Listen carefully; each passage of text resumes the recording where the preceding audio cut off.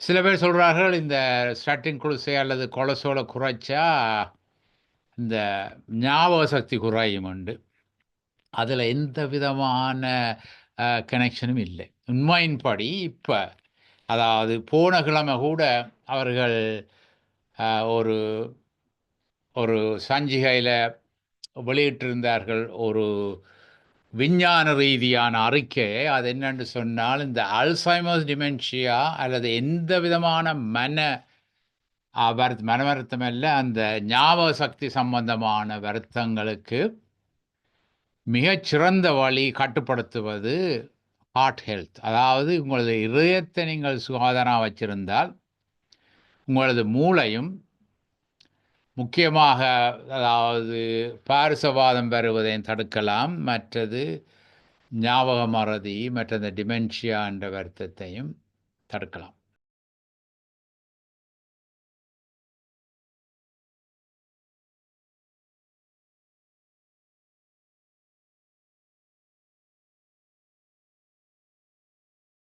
அனைவருக்கும் வணக்கம்.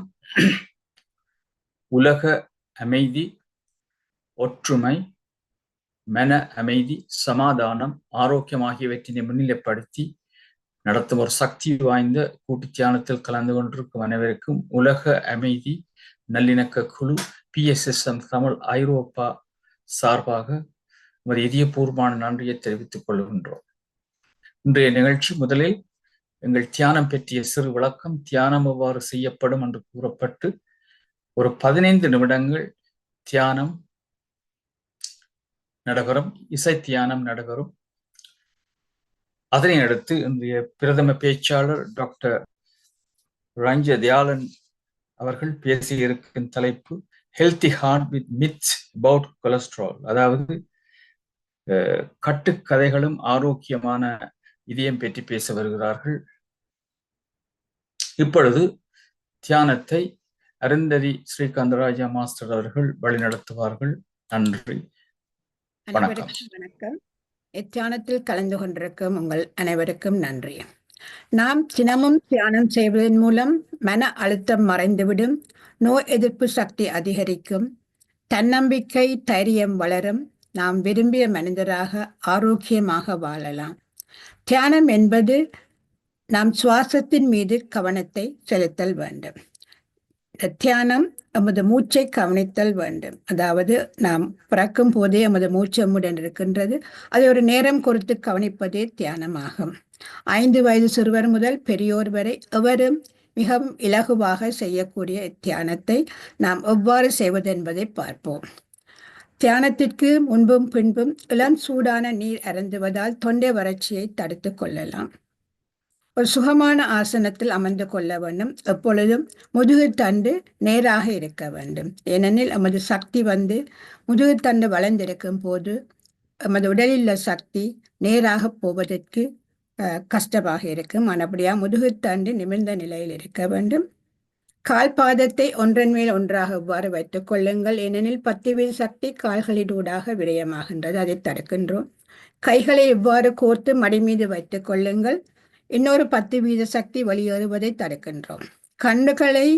கண்களை மிருதுவாக மூடும் போது 80% சக்தியையும் உள்வாங்குகின்றோம்.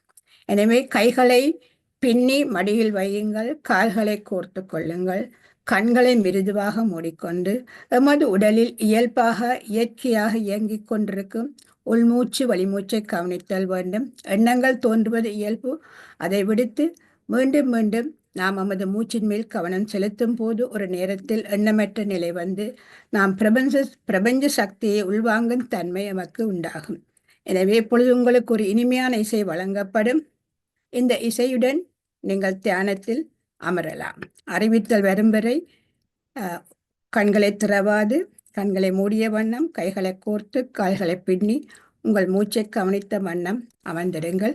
இப்பொழுது உங்களுக்கு ஒரு இனிமையான இசை வழங்கப்படும். அனைவரும் இயல்பான நிலைக்கு வாருங்கள்.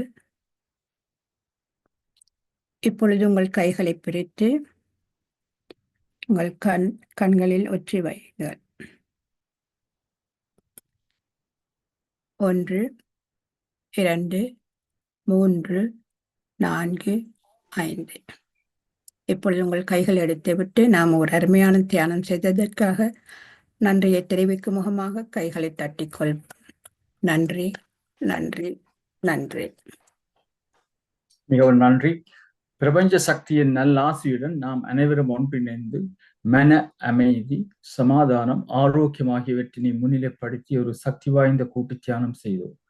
நாங்கள் எமக்காக செய்யும் தியானம் கூட்டாக செய்யப்படும் போது அது ஒரு சமுதாய சக்தியாக உருப்பெற்று வீடு, வீதி, எங்களது சுற்றாடல், நகரம், நாடு, உலகம், பிரபஞ்சம் என்னும் அளவில் விரிவடையும் வலுவுடையது.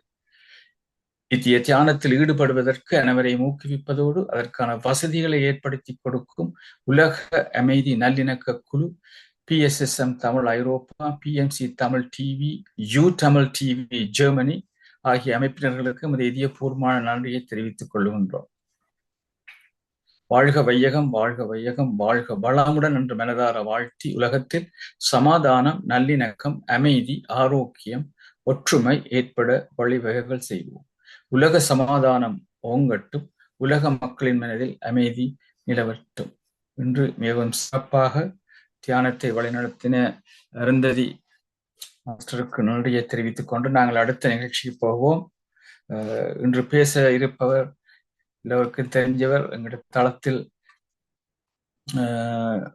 ஒழுங்காக வந்து கலந்து கொள்பவர் டாக்டர் ரஞ்ச தயாளன் அவர்கள். இவர்கள் பல பட்டங்களை பெற்றிருக்கின்றார்கள். MBBS, MD, MRCP, fellow of the royal college of the UK என்ற பல பட்டங்களையும் பெற்று கரண்ட்லி அவர் கன்சல்டன்ட் கார்டியாலஜிஸ்டாக ஈஸ்ட் லண்டனில் வேலை பார்த்து வருகிறார்கள்.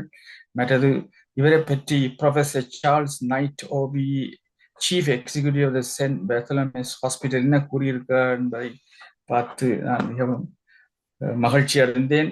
Dr. Ranjan is an exceptional cardiologist who has made an enormous difference to so many patients with heart disease over his career என்று சொல்லியிருக்கிறார். மற்றது நியூஹாம் கார்டியாலஜி டீம் பல அவார்ட்ஸ்களை லோக்கலாக பெஸ்ட் கேர் சப்போர்ட்டிவ் டீம் என்று பெற்றிருக்கிறார். மற்றது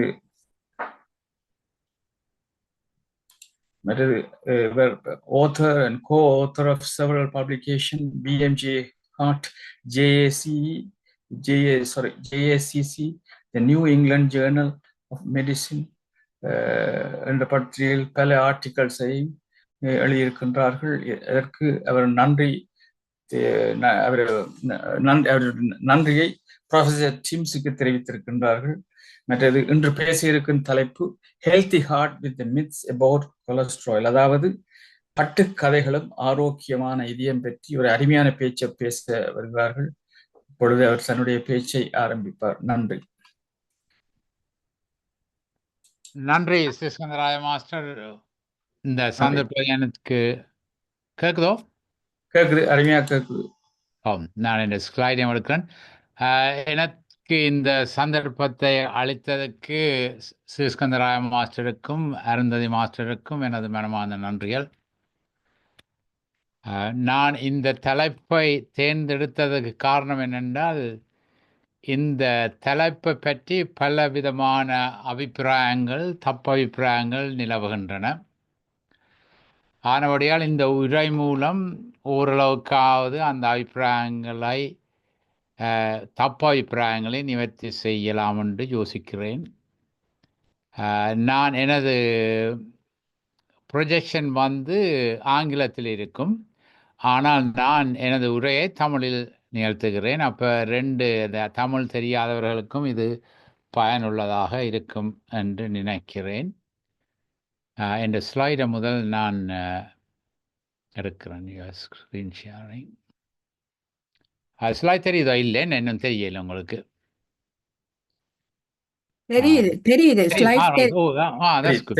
தெரியுது. முதல்ல இருந்து போடலாம் நீங்க. நன்றி. Right, okay. ஸோ எங்களது உடம்பில் மிகவும் சுறுசுறுப்பான இயக்கமுள்ள உறுப்பு என்று சொன்னால் அது இதயம்தான். ஒரு மணித்தியாலத்துக்கு அதாவது ஒரு நிமிஷத்துக்கு 60 முறை துடிக்கிறது. அப்போ ஒரு நாளைக்கு 100,000 தடவை அது சுருங்கி விரியும். ஒரு வாழ்நாளில் ஒரு 3 பில்லியன் அளவு சுருங்கி விரியும். மூளை கூட நாங்கள் நித்திரை கொள்ளும் பொழுது வேலை செய்கிறது மிகவும் குறைவாக இருக்கும். ஆனால் இதயம் நாங்கள் நித்திரை கொள்ளும் பொழுதும் தொடர்ந்து துடித்து கொண்டே இருக்கும். அதாவது தாயின் வயிற்றில் கருவாக இருக்கும் தொடங்கி கடைசி மூச்சு விடும் மட்டும் இருதயம் துடித்து கொண்டே இருக்க வேண்டும். அதனுடையது ஒரு மிக மிக முக்கியமான உடல் உறுப்பு. இவ்வாறு அந்த தசை வளவு இயங்கி வருவதற்கு மிக முக்கிய காரணம் அதற்கு இரத்த ஓட்டம். அந்த தசைக்கு இரத்த ஓட்டம் ஒருவித தடையும் இல்லாமல் கிடைக்கணும். அவ்வாறு கிடைப்பதற்கு 3 குருதி நாடிகள் உள்ளன. அதாவது இடது பக்கத்தில் 2, வலது பக்கத்தில் 1. இடது பக்கத்தில் உள்ளதை சொல்கிறது லெஃப்ட் கொரோனரி ஆர்டரி. அதில் 2 இருக்குது. மற்றது வலது பக்கத்தில் 1. அதனுடைய தான் இந்த 3 மிக முக்கியமான இருதய நாடிகள். அது ஏன் 3 என்று சொன்னால் அந்த இருதயத்தின் ஒவ்வொரு பகுதிக்கும் ஒவ்வொரு நாடி அதற்கு தேவையான இரத்த ஓட்டத்தை உண்டாக்கும். உலகத்தில் எடுத்தவென்றால் எந்த நாட்டை சேர்ந்தவர்களாக இருந்தாலும் கிட்டத்தட்ட 3இல் ஒரு ஆணுக்கும் அல்லது 4இல் ஒரு பெண்ணுக்கும் இந்த இருதய வருத்தம் வரும் சாத்தியக்கூறு உள்ளது. அந்த பிரித்தானிய நாட்டை எடுத்தோம் என்று சொன்னால் 40 வயது குறைய இருதய வருத்தம், அதாவது இருதய நாடி வருத்தம் உள்ளவர்களை பார்த்தால் அதில் அந்த இந்தியா, இலங்கை, பாகிஸ்தான், பங்களாதேஷ் போன்ற சவுத் ஏசியன் நாட்டை சேர்ந்தவர்களுக்கு தான் மிக மிக கூடுதலாக இது பாதிக்கின்றது. அது மிகவும் மன வருத்தமான ஒரு விஷயம். அதாவது இந்த விஞ்ஞான முன்னேற்றத்தினால் எவ்வளவோ அளவுக்கு குறைத்துள்ளோம். அதாவது இருதய நோயால் ஒருவர் மரணிப்பதை மிகவும் நன்றாக குறைக்கப்பட்டுள்ளது உலகளவில். அதற்கு முக்கிய காரணம் ஸ்டாட்டின் தான். அதில் எந்த விதமான ஐயப்பாடும் இல்லை. அதற்கான நிரூபணத்தை நான் எனது உரையில் உங்களுக்கு தருகிறேன். நீங்கள் வேணுமென்றால் உங்களோட இணையதளத்தில் போய் நான் சொல்கிற விஷயத்தை நீங்கள் வேணுமென்றால் செக் பண்ணி பார்க்கலாம்.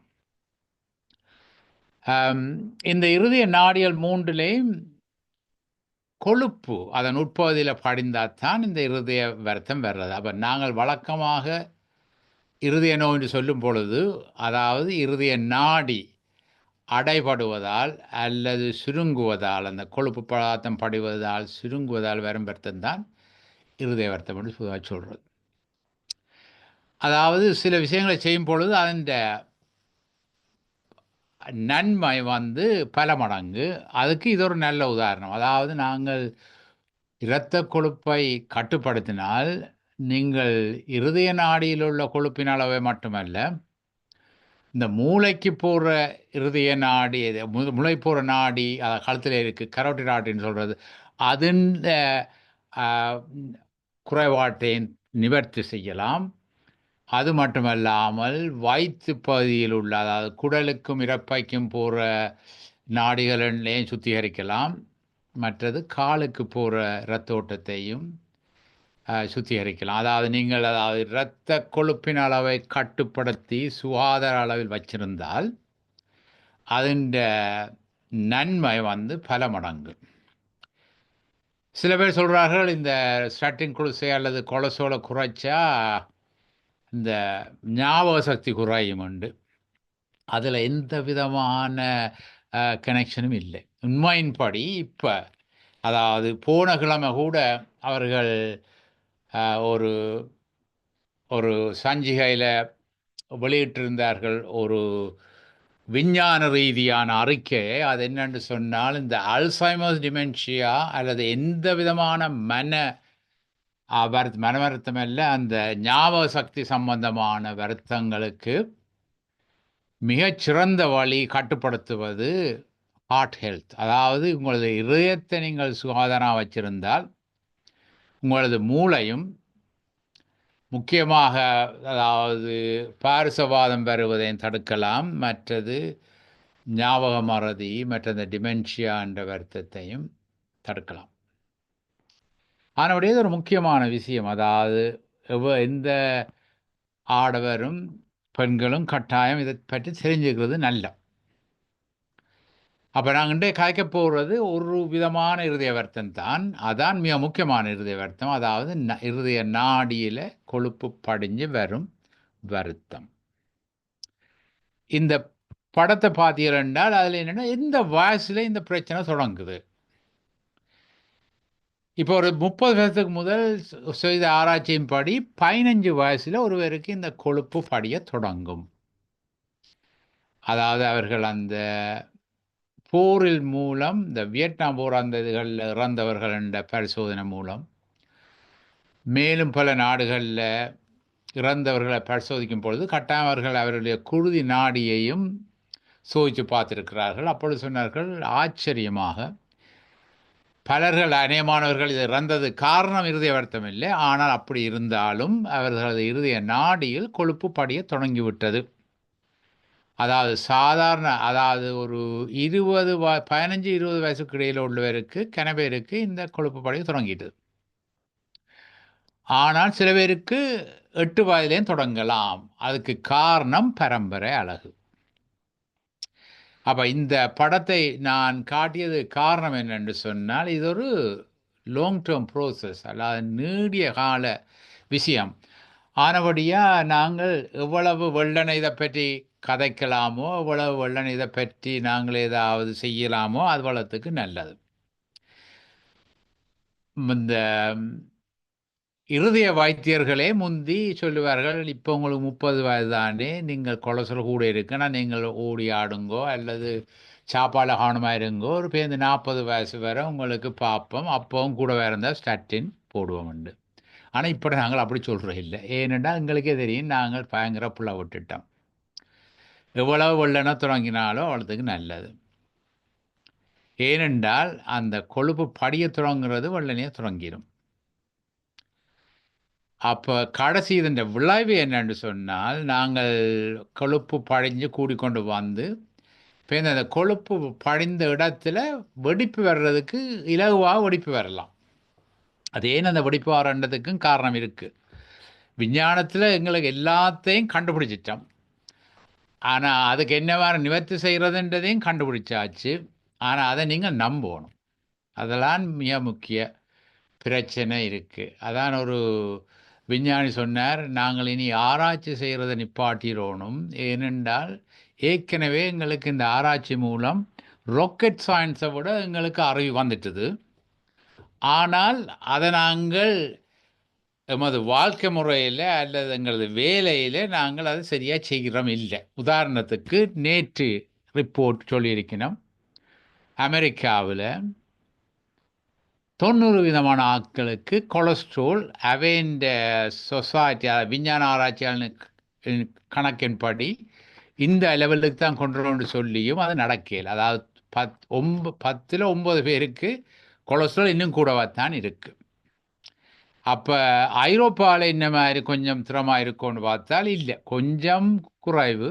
ஆனால் அவர் சொல்லியிருக்கிறார்கள் எக்ஸாக்ட் படி 73.5% ஆஃப் யூரோப்பியன் பீப்புளுக்கு கொலஸ்ட்ரால் எந்த அளவுக்கு இருக்கணும்னு அந்த அளவுக்கு வரையில்லை. அதுக்கு காரணம் 2. சில வேளை வைத்தியர்கள் சரியான மருந்து சரியான நேரத்தில் கொடுக்காமல், சரியான அளவில் கொடுக்காமல் இருக்கலாம், அல்லது நோயாளிகள் அல்லது மக்கள் அதை நம்பாமல் எடுக்காமல் இருக்கலாம். ஆனால் என்ன காரணம் என்றாலும் இதுதான் உண்மை. இதுதான் லேட்டஸ்ட் எவிடன்ஸ். மற்றது எங்களுக்கு தெரியும், கொலஸ்ட்ரால் அளவு தான் மிக முக்கியம். அதுக்கான ஆராய்ச்சியின் இதை நான் உங்களுக்கு இப்போ தரப்போகிறேன். அப்போ நான் இதுவரை சொன்ன விஷயம் என்னென்று சொன்னால், இந்த இருதய குழாயில் கொழுப்பு படிவதை தடுக்கிறது மிக முக்கியம். எவ்வளவு ஏழையாக முன்னதாக வாழ்க்கையில் இளவயதிலேயே செய்யக்கூடியதாக இருந்தால் இன்னும் நல்லது. இது ஒரு சாதாரண உதாரணம், அதாவது கேஸ் 1 போட்டுக்கிறேன். ஒரு 42 வயது நோயாளி எங்கள்கிட்ட வந்தார். ரெஞ்சு நோவுது, ஒரு கடந்த 2 மாதம் 10 வீக்ஸ் சொரியோ. அவருக்கு நாங்கள் ஒரு சோதனை செய்த உடனே தெரிய வந்துட்டது, அவருக்கு கட்டாயம் பிரச்சனை இருக்குது இருதய நாடியில். அப்போ உடனே நாங்கள் அட்மிட் பண்ணி டெஸ்ட்டை செய்தால் அவருக்கு 3 நாடியிலையும் அடைப்பு இருந்தது. அவரே சொன்னார், என்னால் நம்ப முடியலைண்டு. அவர் நல்ல மெல்லிஸ், எனக்கு என்ன ஞாபகம் இருக்க, நல்ல மெல்லிஸ் இதுண்டு. அவர் சொன்னார், நான் சாப்பாடு கவனம். நான் அவர்கிட்ட கொலஸ்ட்ரால் செக் பண்ணால் 8.7. பேருந்து அவர் சொன்னார், என் அப்பாவுக்கும் இந்த வருத்தம் இருந்தது டாக்டர். அது ஏன் நான் சொல்கிறேன்னா, நான் அவராவது 42 வயசு, ஆனால் இப்போ மிக கிட்ட காலங்களில் கண்டுபிடிச்சிருக்கிறார்கள் 30 வயது குறைவானதும், அதாவது 20 வயசுக்கும் 30 வயதுக்கும் இடையில ஒருவருக்கு இருதய நோய் வந்தது என்று சொன்னால், அதாவது மாரடைப்பு என்றால் அதில் 9 பேர் ஆசிய நாட்டை சேர்ந்தவர்களாக இருப்பார்கள். அதாவது இலங்கை, இந்தியா இந்த நாட்டை சேர்ந்தவர்களாக இருப்பார். அதுக்கு காரணம் பல.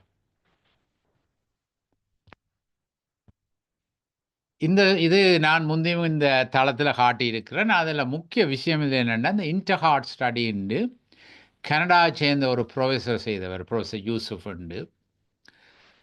52 நாடுகள் 30,000 நோயாளிகளை சோதித்து, அது மிகச்சிறந்த ஒரு ஆராய்ச்சி. 2004ஆம் ஆண்டு இதை பிரசுரித்தார்கள். Number 1 journal in the world. ஏன்னா அவ்வளோத்துக்கு இம்பேக்ட் உள்ள ஒரு ஆராய்ச்சி என்னபடியா. என்ன அவர் கண்டுபிடித்தார்ன்னு சொன்னால், இந்த 30,000 பேருக்கு 1-2 பேர் இல்லை, 30,000 பேர் முதல் தரம் இவர்கள் இதில் 15,000 பேருக்கு முதல் தரம் மாரடைப்பு வந்திருக்கு. அப்போ அவர் என்ன செய்தார் என்றால், அவருக்கு ஏன் மாரடைப்பு வந்ததுன்னு சொல்லி காரணத்தை மிக நுணுக்கமாக கண்டறிய முனைந்தார். அதன்படி அவர்கள் 9 காரணம் கண்டார்கள். அது மட்டுமல்லாமல் 90 விதமான மாரடைப்பு தடுக்கக்கூடியதாக இருந்திருக்கு. அதான் மிகவும் மனவருத்தமான செய்தி. அப்போ மாரடைப்பு ஒரு நோய் என்ற நோய் நிச்சயமாக அட்லீஸ்ட் 90% தடுக்கக்கூடியது. அது என்ன மாதிரி தடுக்கலாம் என்று சொன்னால், அதற்கான காரணியம் அறியணும். அதற்கான பாரதூரமான காரணிகள் அதில் மிக மிக முதலானது, இந்த ஸ்லைடை நீங்கள் என்னென்னா, இந்த எவ்வளோத்துக்கு பெருசாக இருக்கோ அவ்வளோத்துக்கு அது மிக முக்கியமானது. முதலாவது இருக்கிறது லிப்பிட் ப்ரொஃபைல், அதாவது கொலஸ்ட்ரால். அப்போ அந்த 30,000 பேரோட ஆராய்ச்சியிலேயே மிகவும் விளக்கமாக இருந்திருக்கு. எந்த ஆராய்ச்சி எடுத்தாலும் விதிவிலக்கு இல்லாமல் கொழுப்பு தான் மிகப்பெரிய பிரச்சனை. அதுக்கு பிறகுதான் சிகரெட் குடிக்கிறது. சிகரெட் குடிக்கிறதுலேயும் ஒரு பிரச்சனை என்னென்னு சொன்னால், உலகத்திலேயே சிகரெட் குடிக்கிற வேண்டிய பெர்சன்டேஜ் குறைஞ்சு கொண்டு வருது. ஏன்னா அதன் தாக்கத்தை பற்றி நல்லா தெரியும். ஆனால் ஆசிய நாட்டை சேர்ந்தவர்களுக்கும், குறிப்பாக இளம் ஆசிய நாட்டை சேர்ந்தவர்களுக்கு அந்த அளவு குறைய இல்லை என்று சொல்லுகிறார்கள். அப்போ முதலாவது காரணி கொழுப்பு, இரத்த கொழுப்பு. 2வது காரணி சிகரெட் அல்லது புகைப்பிடித்தல். 3வது காரணி இதை பற்றி தான் நான் போன முறை காய்ச்சேன், ஸ்ட்ரெஸ், அதாவது மன அலர்ச்சி. இந்த ஆராய்ச்சி 2004ஆம் ஆண்டு பதிவு செய்யும் மட்டும் எந்த விஞ்ஞான ஆராய்ச்சி இடத்துல இருந்தாலும், இந்த மருத்துவர்கள் இடத்துல இருந்தாலும் நாங்கள் ஒழும்பி சொன்னால், இந்த மன அலர்ச்சி உடலுக்கு சரியில்லை, மூளைக்கும் சரியில்லை, ரேத்தும் சரியில்லைண்டா ஒரு நம்புற இல்லை. அது சொல்ல நீங்கள் சொல்லலாம் டாக்டர், என்ன எவிடன்ஸ் உங்களுக்கு இருக்கட்டும். அப்போ இந்த ஆராய்ச்சியில் evidence very clearly shown stress is bad. அதாவது மன அலர்ச்சி மிக மிக ஆபத்தானது. மூளைக்கும் ஆபத்தானது, எல்லாத்துக்கும் ஆபத்தானது. இருதயத்துக்கு 3வது ஆபத்து. அதாவது சலரோகத்தை விட இந்த பர்டிகுலர் ஆராய்ச்சியில் மிகவும் கிளியராக சொல்லியிருக்கு. அவர் என்ன மாதிரி மன அலர்ச்சியை கண்டுபிடித்தார், அளந்தார்கள் என்றது தான் அதில் மிக முக்கியம். அவர்கள் ஒரு குவெஸ்டினியர் மாதிரி கொடுத்துருக்கிறார் நோயாளிக்கும் நோயாளியின் குடும்பத்துக்கும். 3 விதமான மன அலர்ச்சி, அதாவது domestic stress, job stress and economic stress. அதாவது வேலை சம்பந்தமான பிரச்சனை அல்லது வீட்டில் உறவு சம்பந்தமான பிரச்சனை அல்லது பணம் சம்பந்தமான பிரச்சனை இருந்தால் இந்த மூணையும் எல்லாத்தையும் கூட்டி ஏதோ விதமாக அளவெடுத்து அந்த பிரச்சனை தான் 3வது முக்கிய காரணம் என்று சொன்னார்கள். எனவே அதை பற்றி நாங்கள் நின்று காய்க்க போகிறதில்லை. கொலஸ்ட்ரோலை பற்றி பார்ப்போம், இரத்த கொழுப்பை பற்றி பார்ப்போம். அப்போ இந்த இருதய நாடியில் அப்படி கொழுப்பு படைவது காரணம் கொலஸ்ட்ரால் உண்டு, பிளட் ப்ரெஷர், சீனி, ஜாப் ஸ்ட்ரெஸ், அதுதான் இப்போ சொன்னான். அப்படி பல காரணங்கள் இருக்குது. அப்போ நான் கொலஸ்ட்ராலை பற்றி பார்ப்போம் என்றால், நாங்கள் எப்பொழுதும் பிரித்தானியா அல்லது எந்த ஐரோப்பா கண்டத்திலையும் அமெரிக்காவில் கனடாவிலையும் 40 வயசுக்கு மேலே இருந்தால் அவர் கட்டாயம் அவற்றை கொலஸ்ட்ரால் தெரிஞ்சே ஆகணும். இதுதான் எங்களோட அறிவுறுத்தல்.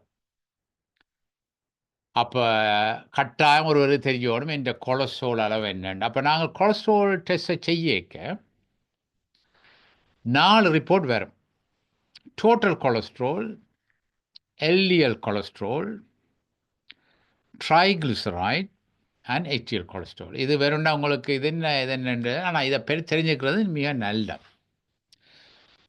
டோட்டல் கொலஸ்ட்ரால்ன்றது எங்கட ஐரோப்பா அலையின்படி 5க்கு மேலே என்றால் அது கூட. இலங்கை, இந்தியா அல்லது ஈவன் கனடா அங்கே அவன் யூனிட் வந்து வேறு 200க்கு மேலேண்டா, அதாவது 200க்கு மேலேண்டா அது கூட. ஆனால் டோட்டல் கொலஸ்ட்ரால் வந்து பல வித்தியாசமான கொலஸ்ட்ரால், ரத்தத்தில் உள்ள கொழுப்புகளை சேர்த்து தான் அந்த டோட்டல் கொலஸ்ட்ரால் வருது.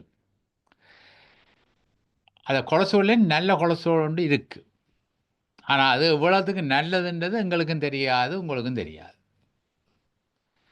HDL கொலஸ்ட்ராலை சொல்கிறது நாங்கள் குட் கொலஸ்ட்ரால் உண்டு. அது காரணம் என்னென்றால், இரத்தத்தில் அதன் தொழிற்பாடு என்னென்றால், இந்த கொழுப்பை, கூடாத கொழுப்பை எடுத்து கொண்டு போய் லிவரில் போய் குறைச்சி விட்டுரும்.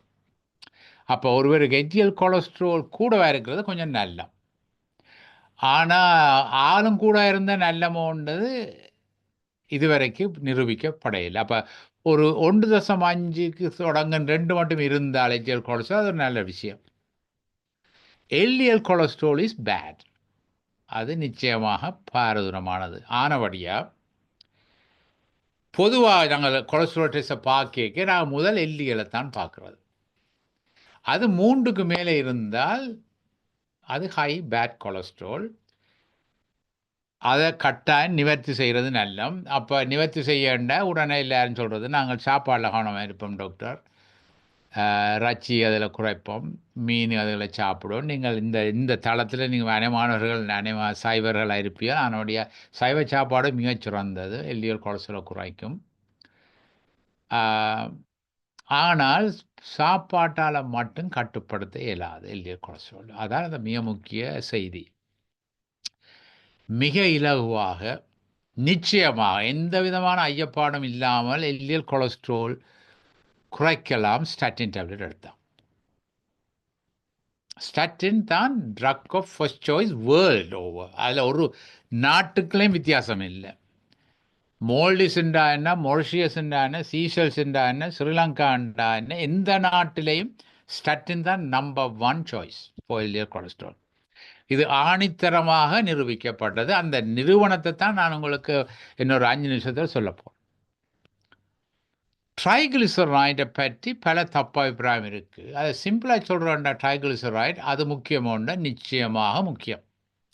அதாவது குட், பேட் அண்ட் அக்லின்னு சொல்கிறது. அதாவது good one is HDL cholesterol, bad one is LDL cholesterol, triglyceride is ugly. Ugly என்னென்று சொன்னால் அவர் இதை நேர காட்ட மாட்டார். ஒருவர் ட்ரைகிளிசரைட் கூட இருக்கின்றால், அதாவது 1.7 கூட இருக்கின்றால் கொஞ்சம் யோசிக்கணும். ஏனென்றால் அவர் இந்த LDL கொலஸ்ட்ரால் பாதிப்பை கூட்டி விட்டுருவார், HDL கொலஸ்ட்ரால் நன்மையை குறைச்சி விட்டுருவார். இவரை தான் இந்த சொல்கிறது, நாங்கள் அதை தூண்டி விடுறவர். இந்த பார்த்தா பேசாமல் இருப்பார், ஒன்றும் நேரம் செய்ய மாட்டார். ஆனால் இன்டிரெக்டாக இஸ் வெரி ஹார்ம்ஃபுல். ஆனபடியே நாங்கள் எப்பொழுதும் அந்த ரிப்போர்ட்டை பார்க்க LDL கொலஸ்ட்ராலையும் பார்ப்போம், ட்ரைகிளிசரைடையும் பார்ப்போம். மற்ற சிலவர் கேட்பார்கள் எது இம்பார்ட்டன்ட் என்ற. சில டாக்டர் சொல்லினா நான் HDL தான் இம்பார்ட்டன்ட், LDL அவ்வளவு இம்பார்ட்டன்ட் இல்லைண்டு அது சொல்கிறதுக்கு காரணம் இருக்குது. நான் ஐடியல்ன்றது அதாவது இந்த டோட்டல் கொலஸ்ட்ராலை எடுத்து அந்த குட் கொலஸ்ட்ராலை கழிச்சால் மிச்சமெல்லாம் பேட். அது உண்மைதான். ஏனெண்டா LDL cholesterol is bad, triglyceride is bad. அப்போ அதுதான் பெட்டர். ஆனால் நாங்கள் வழக்கமாக வைத்தியர்கள் பார்க்க எல்டிஎல்லை மட்டும்தான் பார்க்குறது. காரணம் என்னன்னு சொன்னால் ட்ரைகிளிசரைட் நார்மலாக இருந்தால், அதாவது எங்களோட ஐரோப்பிய நாட்டின்படி 3.5 அல்லது 4.5 குறைவாக இருந்தால் எல்டிஎல்லை பார்த்தா காணும். ஆனால் அவருக்கு ட்ரைகிளிசரைட் கூட இருந்தால் நான் HDL பெட்டர். அது ஏன் பெட்டர்னு சொல்கிறேன்னுண்டா, உதாரணமாக பெண்களுக்கு அல்லது சலரோம் உள்ளவர்களுக்கு அநேகமாக ட்ரைகிளிசரைட் கூட, அல்லது இந்த மதுபானம் பாவிப்பவர்களுக்கு அல்லது உடற்பருமன் முக்கியமாக வாய்த்து பருமன் உள்ளவர்களுக்கு ட்ரைகிளிசரைட் கூடுதலாக இருக்க சாத்தியக்கூறு உண்டு. அவர்களுக்கு நான் HDL சிறப்பானதாக இருக்கலாம். மற்ற நேரம் காரணமாக நான் இந்த லைப்போப்ரோட்டீனை பற்றி இன்றைய கதைக்க விரும்பலை. ஆனால் கேள்வி நேரத்தில் வேணும்னா நீங்கள் கேட்கலாம்.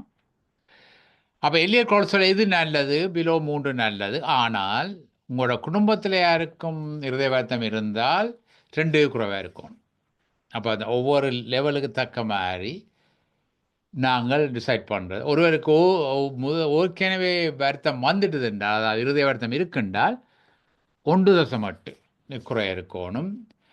அதே நேரம் ஒருவருக்கு இருதய வருத்தம் இருக்குது, அதே நேரம் கழுத்து நாடியிலே பிரச்சனை இருக்குன்றால் அவருக்கு 1.4 குறைவே இருக்கணும், அல்லது 55 குறை இருக்கணும். அப்படி ஒவ்வொரு அலகுகள் இருக்குது. இதை நீங்கள் ஞாபகப்படுத்த தேவையில்லை, டாக்டர் சொல்லுவார் உங்களுக்கு இது நல்லதுன்னு. அப்போ நான் HDLக்கும் அளவு இருக்குது. 4 குறைவாக இருந்தால் நல்லது, 3 4க்கு மேலே இருந்தால் கூட. அப்போ எப்போ நான் HDL பாய்ப்பியல், எப்போ LDL பாய்ப்பியல்ன்றது ட்ரைகிளிசரைடை பொறுத்தது.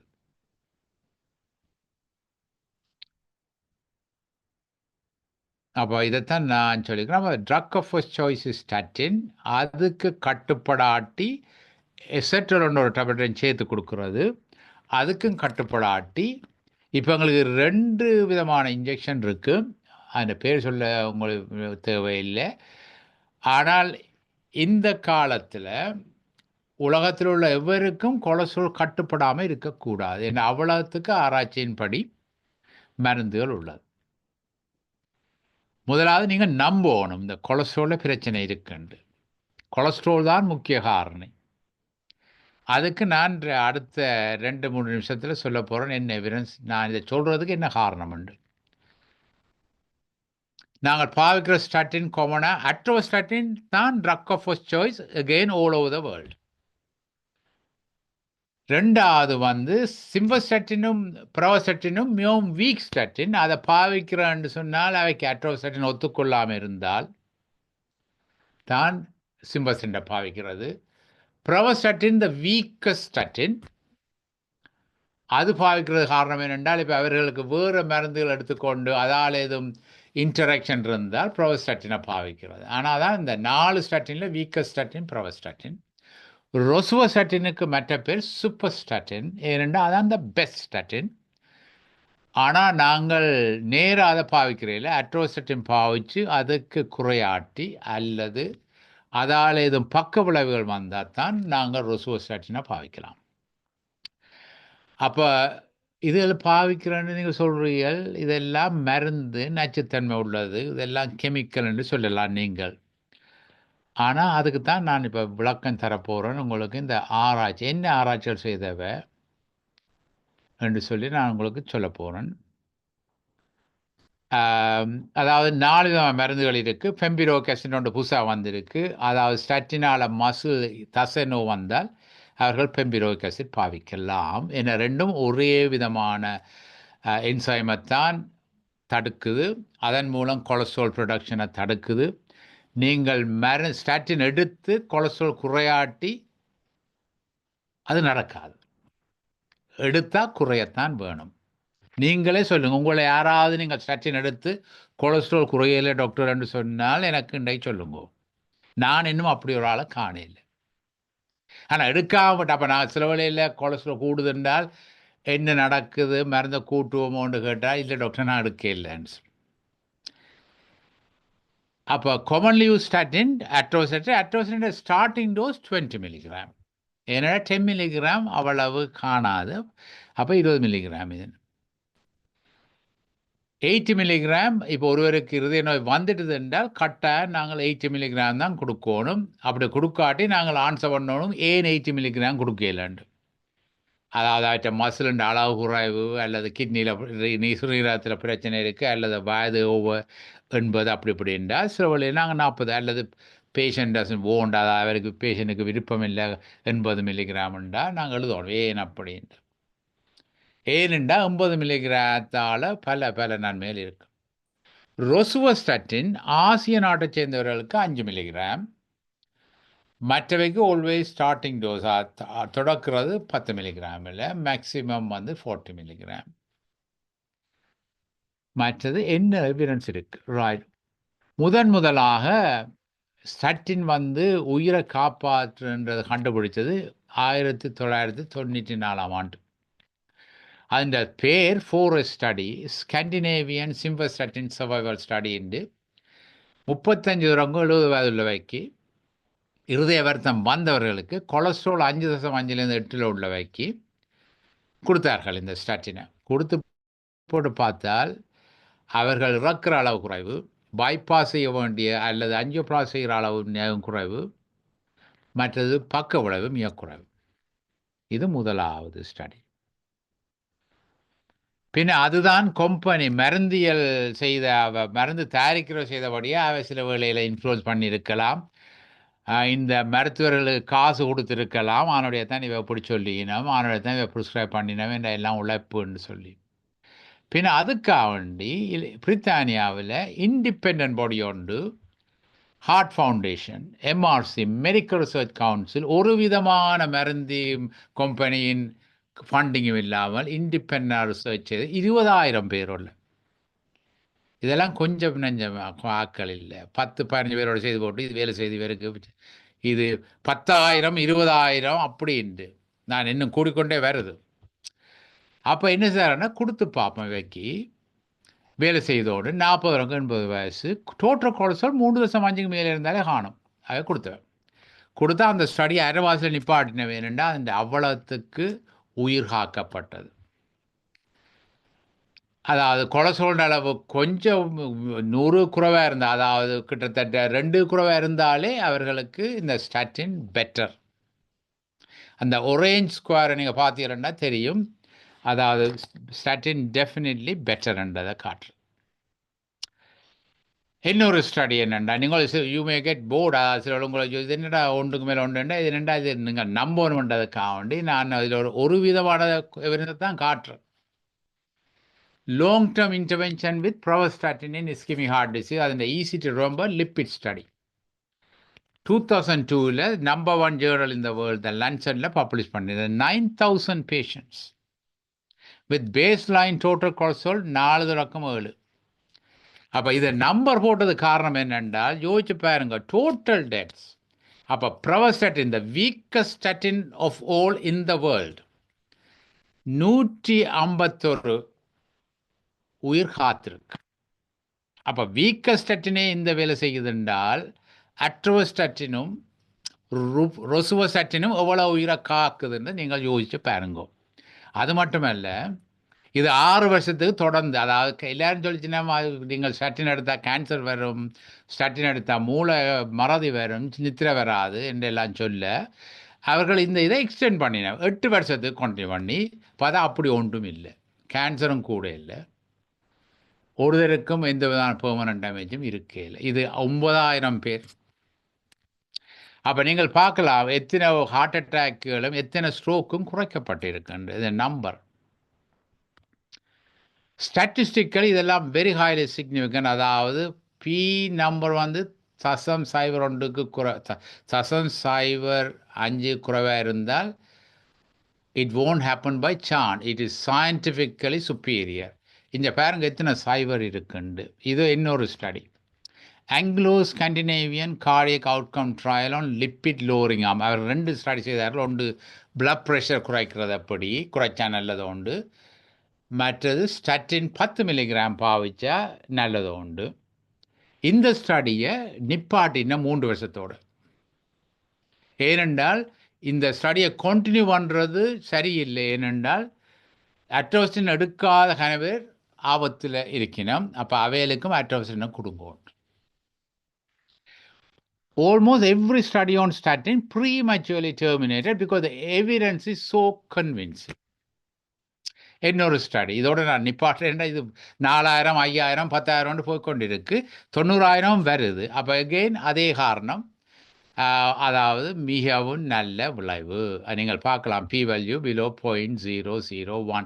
இது அட்ரோஸ்டாட்டினையும் ப்ரோஸ்டாட்டினையும் கம்பேர் பண்ணி ப்ரூவ் இட், அதாவது எது பெட்டர்ன்னு ப்ரூவ் பண்ணியாச்சு. அட்ரோஸ்டாட்டின் 80 பெட்டர் தான் ப்ரோஸ்டாட்டின் 40.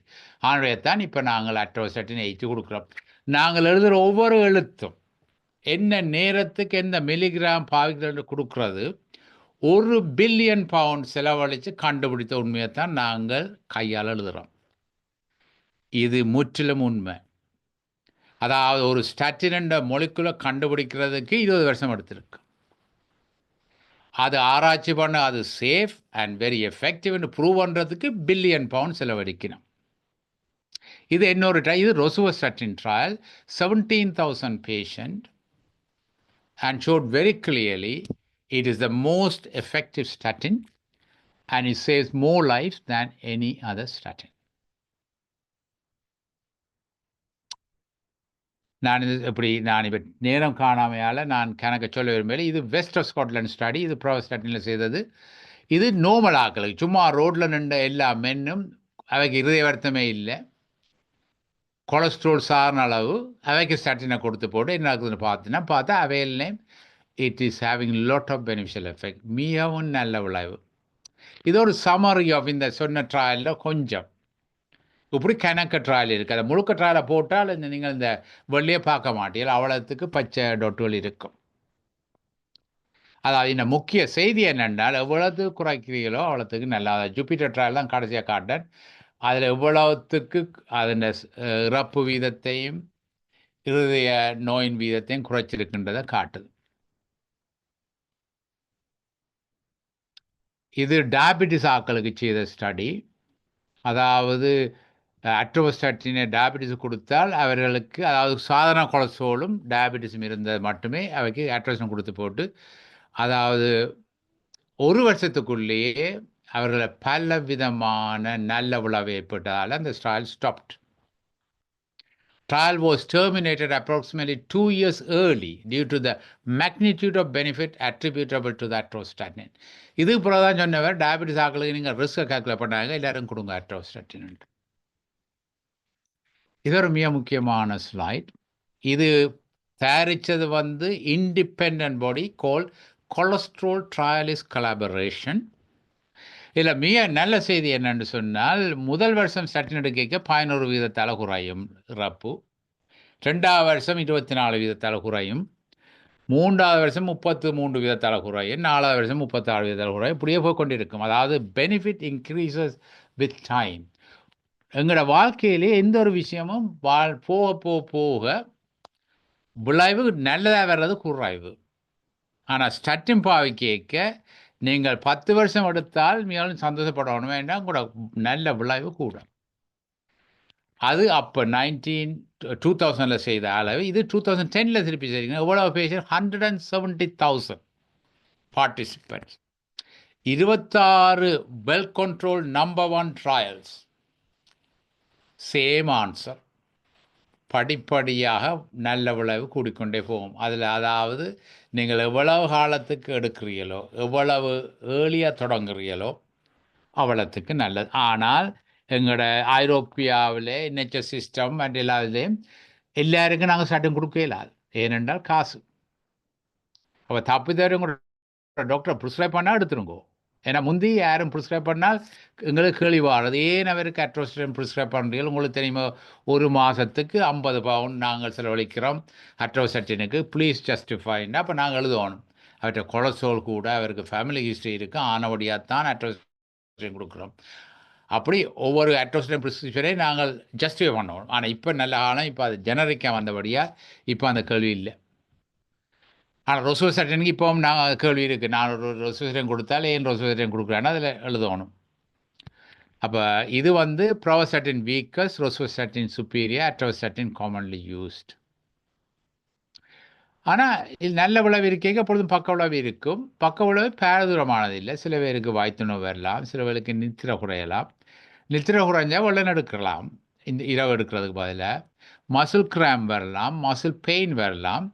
Liver damage very very rare. In fact இப்போ அது லேட்டஸ்ட் ஆராய்ச்சியும் படி இதை நான் அப்படியே கட் பண்ணி பேஸ்ட் பண்ணியிருக்கிறேன்.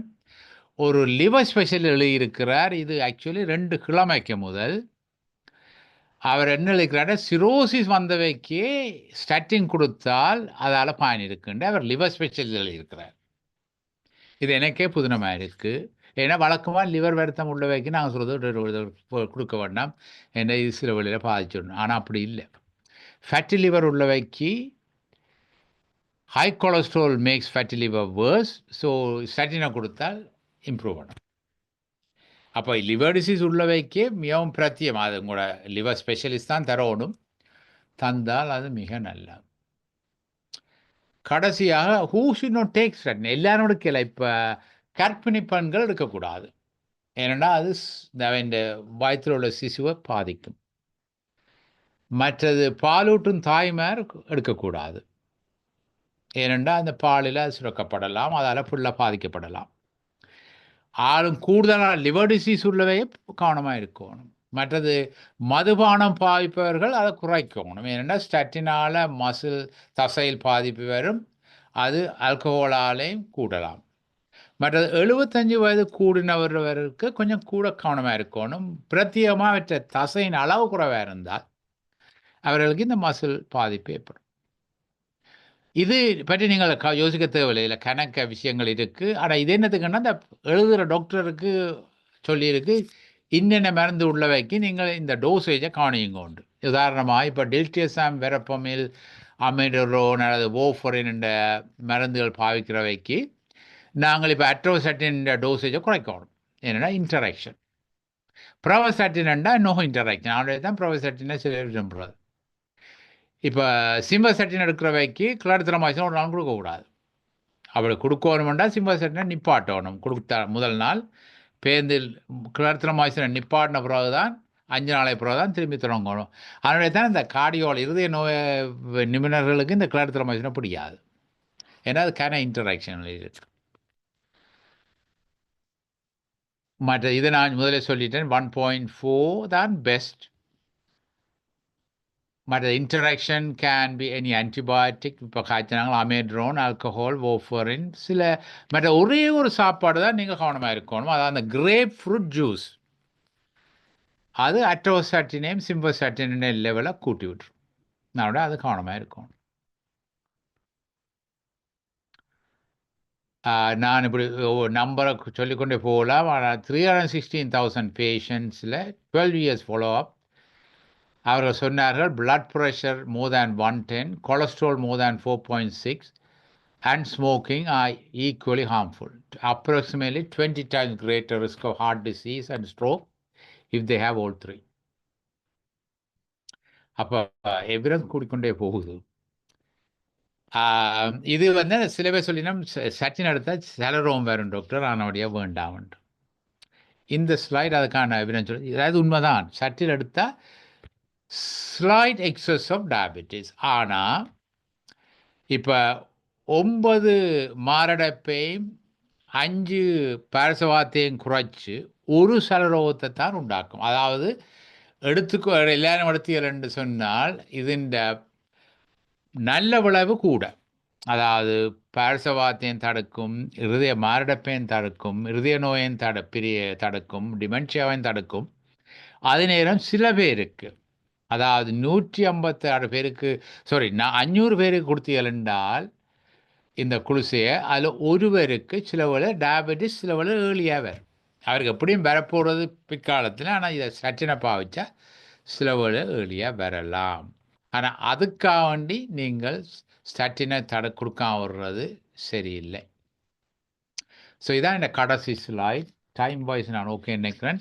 ஸோ ABCDEF, அதாவது avoid stress and toxins alcohol and smoking. Body வெயிட்டை காணிக்கணும், மிகவும் முக்கியமாக வயிற்று பருமன். பெர்டிகல் ட்ரைக்ளிசரைட் கூட உள்ளவர்களுக்கு சில விஷயங்கள் முக்கியம். அதாவது இந்த எக்ஸசைஸ் செய்தால் எல்டிஎல் குறையாது, எக்ஸசைஸ் செய்தால் ட்ரைக்ளிசரைட் குறையும். அப்போ நாங்கள் ஒரு ரிப்போர்ட்டை பார்க்க எங்களுக்கு தெரியும் அவற்றை சாப்பாடு எப்படி இருக்குது, அவர் உடற்பயிற்சியாக செய்கிறாருன்னு. அவற்றை ட்ரைக்ளிசரைட் நார்மல் லெவலாக இருந்தால், HDL லெவலில் நார்மலாக இருந்தால் அவர்கிட்ட நாங்கள் அட்வைஸ் பண்ணக்கூடாது, நீங்கள் அபியாசம் செய்யுங்கோ, சாப்பாடில் கவனமாக இருங்கன்னு. அவர் ஆல்ரெடி அதை செய்கிறார். ஏன்னா ட்ரைக்ளிசரைட் தான் ஈஸியாக கூடும் சாப்பாட்டால். கொலஸ்ட்ராலை பற்றி தான் இவ்வளோ நேரம் காய்ச்சினாங்க, அது மிக முக்கியம். Diet important, exercise important, and you must have faith in something. Otherwise உங்களோட லைஃப்பில் வந்து கன பிரச்சனைகள் வரும், மூளை, இருதயம். அதனுடைய faith is very important. Thank you very much for listening.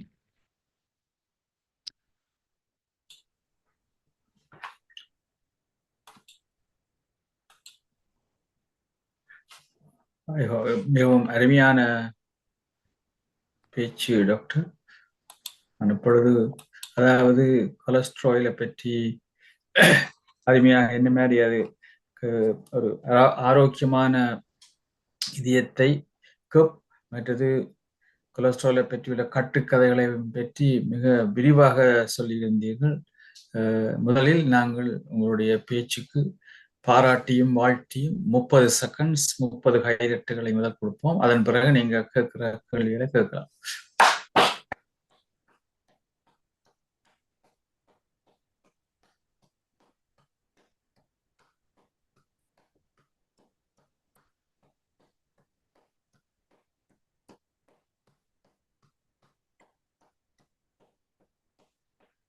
மிகவும் நன்றி. நீங்கள் யாரும் கேள்விகள் இருந்தா யாரும் கேட்கலாம்.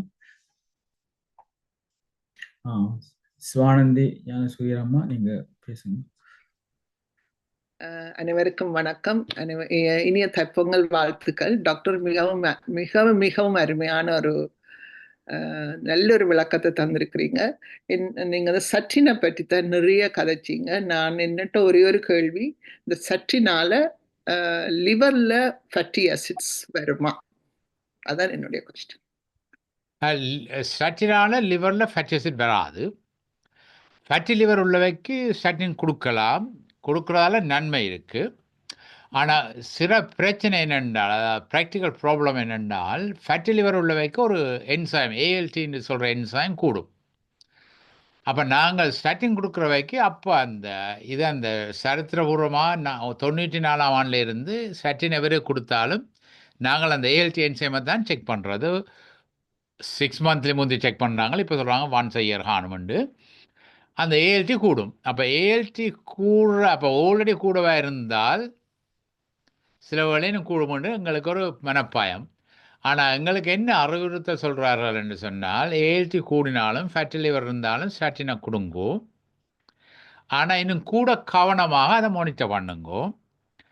ALT லெவல் வந்து 3 மடங்குக்கு மேலே போனால் ஸ்டாட்டின் பாவிக்கேக்கு அது ஃபேட்டி லிவராலையும் வரலாம்.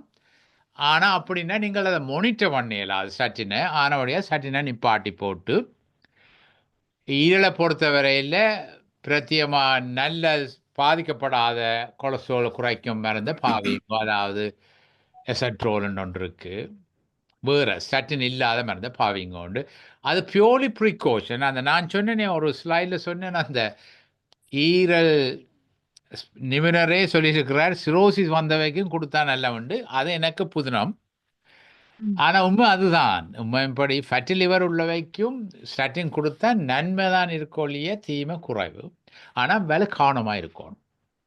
ஏன்னா ஃபேட்டி லிவர் இஸ் ப்ரோக்ரெசிவ், அதான் இம்பார்ட்டன்ட். என்னென்னா ஃபேட்டி லிவர் ஒருவருக்கு இருந்தால் அவர் கவனம் இல்லாட்டி, அவர் சாப்பாட்டிலையும் வாழ்க்கையில முறையில் கவனம் இல்லாட்டி அது படிப்படியாக கூடி கொண்டு போகும் ALT.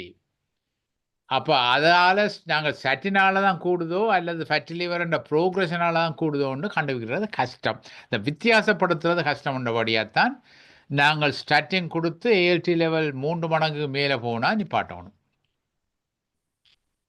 மிகவும் மிகவும் மிக்க மிக்க நன்றி டாக்டர். Thank you so much. நன்றி. நன்றி. அடுத்த டாக்டர் சாந்தி பரமேஸ்வர், நீங்க பேசுங்க. எல்லோருக்கும் வணக்கம். எல்லோருக்கும் இனிய தைப்பொங்கல் வாழ்த்துக்கள். இன்றைக்கு எங்களோட தமிழ் கலண்டர்ல 1ஆம் தேதி இன்றைக்கு ராஜதால நல்ல வடிவாக வந்து முதல் தேதி எங்களுக்கு நல்ல வடிவாக ஹார்ட் டிசீஸை பற்றி வடிவாக விளங்கப்படுத்தினதுக்கு மிக்க மிக்க நன்றி. எனக்கு ஒரே ஒரு கேள்வி. இந்த ஸ்டாட்டின் ஒருக்கா வந்து ப்ரொஃபஸரால் வந்து கதைக்க சொன்னார், நீங்க சொன்ன மாதிரி இந்த டிமென்ஷியா வர்றதுக்கு அது ஒரு காரணம் என்று இப்ப கண்டுபிடித்திருக்கிறார்கள் என்று சொன்னார்கள். எனக்கு டயபிட்டிஸ் வந்த உடனே டாக்டர் ஸ்டாட்டின், இந்த கொலஸ்ட்ரால் லெவல் நார்மலா இருந்தாலும் ஸ்டாட்டினா போட்டுட்டார். அப்ப எனக்கு நல்ல சந்தோஷம். ஆனால் போட்ட ஸ்டாட்டின் அட்டோபாஸ்டட்டினோ ஏதோ மசில் கிராம் சரியாக வர தொடங்கிட்டது. அப்ப எனக்கு ரோசோவாஸ்டட்டின் தான் கொடுத்து கொண்டு வந்தார்கள். 10 மைக்ரோகிராம்ஸோ மில்லிகிராம்ஸ் கொடுத்தார்கள். இது கேள்விப்பட்டோன்னு இந்த ப்ரொஃபஸர் சொன்ன உடனே நான் இந்த கொலஸ்ட்ரால் லெவல் வாஸ் எல்லாம் சரியாக இருந்தபடியால் நான் டாக்டர்கிட்ட சொன்னேன், நான் அதை 5 மில்லிகிராம்ஸா எடுக்கட்டும் என்று. அப்ப இப்ப 5 மில்லிகிராம்ஸா தான் எடுத்துக்கொண்டு வந்தேன். ஆனால் டயபிட்டிஸ் கண்ட்ரோல் வாஸ் எனக்கு 60க்கும் மேலேயும் போக தொடங்கிட்டது. அப்ப இப்ப கிட்டடியில எனக்கு ஸ்டென்ட் போட வேண்டி வந்தது. எனக்கு டபியும் செய்தது ஏஆர்டிக் ஸ்டெனோசிஸ் என்று. அப்ப எனக்கு உங்களோட பேச்சை கேட்ட பிறகு இன்றைக்கு யோசிக்கிறேன், நான் வடிவாக பார்க்கல இந்த எல்டிஎல் HDL லெவல் எனக்கு தெரியாது. அதை திரும்ப எடுத்து போட்டு நான் 10 மில்லிகிராம்ஸுக்கு ஸ்டாட்டின் எடுக்கட்டோ என்று யோசிக்கிறேன். என்னண்டா நீங்க ஏஆர்டிக் ஸ்டெனோசிஸ் சொன்னீங்க. ஏஆர்டிக் ஸ்டெனோசிஸுக்கு மிக முக்கிய காரணம் cholesterol. In fact the latest evidence என்னன்னா இந்த லிப்போப்ரோட்டீன் லிட்டிலேன்னு சொன்னேனே, அப்ப அது வந்து இன்னும் டெஸ்ட் பண்ண தொடங்கல எல்லாருக்கும். ஏனென்றா அதுக்கு ஒரு மருந்து வருது வார வருஷம். அது ஏன் நான் சொல்றேன்டா, லிப்போப்ரோட்டீன் லிட்டிலே அது ஒரு ஃபார்ம் ஆஃப் எல்டிஎல் தான். உலகத்தை 20 விதமானவர்களுக்கு லிப்போப்ரோட்டீன் லிட்டிலே ஹை. அதுல ஒரு அறிகுறி ஏஆர்டிக் ஸ்டெனோசிஸ். அப்ப அவர் சொல்றார்கள் என்னென்று சொன்னால், ஒருவருக்கு எல்டிஎல் குறைஞ்சும் அவருக்கு இருதய வருத்தம் வந்தால் லிப்போப்ரோட்டீன் லிட்டிலே செக் பண்ணுங்கோ. ஏஆர்டிக் ஸ்டெனோசிஸ் உள்ள அத்தனை பேருக்கும் லிப்போப்ரோட்டீன் லிட்டிலே டெஸ்ட் பண்ணுங்கோ. ஏனென்றால் அது is a form of LDL produce harm. அப்ப உங்களுக்கு அதை நான் ஏன்னா சொல்றேன்னு சொன்னா, ஏஆர்டிக் ஸ்டெனோசிஸ் வருவதற்கும் காரணமும் கொலஸ்ட்ரால் தான். ஸ்டென்ட் போடுறதுக்கும் காரணம் கொலஸ்ட்ரால். இன்ஃபேக்ட் ஒரு ஸ்டடி செய்தார்கள் என்னன்னா, ஸ்டென்ட் போடுறதுக்கு போன ஆக்களை ரேண்டம் பண்ணி டாஸ் ஆஃப் அ காயின்ல சொன்னார்கள், இவருக்கு அட்ரோஸ்டாட்டின் 80 மில்லிகிராம கொடுங்கோ, மற்றவருக்கு லேபு கொண்டு போய் ஆஞ்சியோபிளாஸ்டியை செய்யுங்க. 6 மாதத்தால எவருக்கு அந்த அடைப்பு குறைவா இருந்து எந்த விதமான பாதிப்பும் இல்லாமல் இருந்ததுன்னு பார்த்தா அட்ரோஸ்டின் எடுத்து வைக்க. அப்ப அவ்வளவுக்கு அதாவது அட்ரோஸ்டாட்டின் அதன் படிகிற கொழுப்புண்ட அளவை குறைக்குது. அதன் தாக்கம் அதாவது மாரடைப்பு வரும் சாத்தியக்கூறு, நெஞ்சு நோயின் சாத்தியக்கூறை குறைக்குது.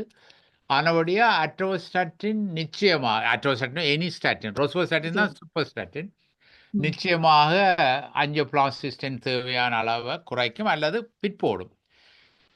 5 மில்லிகிராம் 5 மில்லிகிராம் உலகத்திலே பாவிக்கிறது ஆக சவுத் ஏஷியன்ஸுக்கு மட்டும்தான்.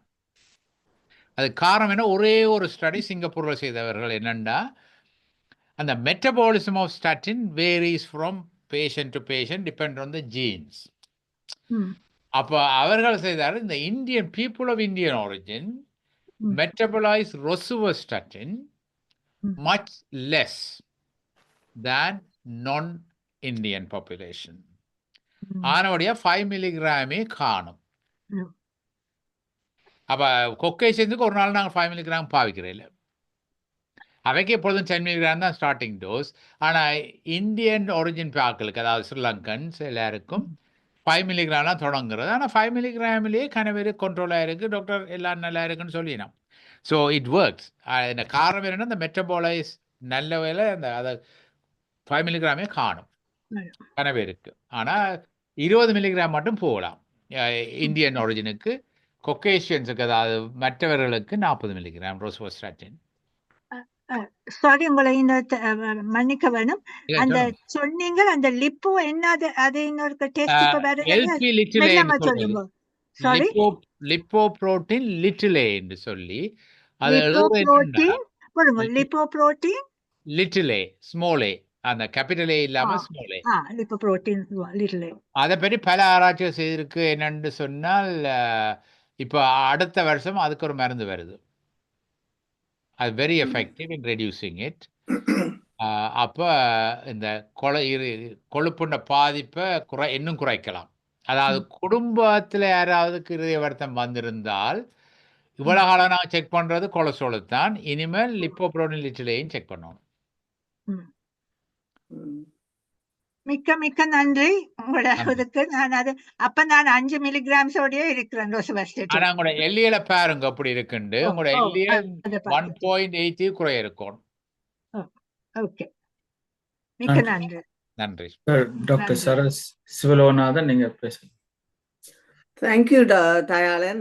Nice to see you. எனக்கு வெள்ளனவே கொலஸ்ட்ரால் தொடங்கிட்டுனா 2000ல. அது பிகாஸ் ப்ரொஃபஸர் சுவாமிநாதன் சும்மா ரேண்டமாக எல்லாருக்கும் சும்மா பிளட் டெஸ்ட் செய்தார் ஒரு ஸ்போர்ட்ஸ் மீட்டில். அப்போ எனக்கு 6 இருந்தது. அந்த நேரத்தில் வேறு ரிஸ்க் ஃபேக்டர்ஸ் எனக்கு ஒன்றுமே இருக்கே இல்லை.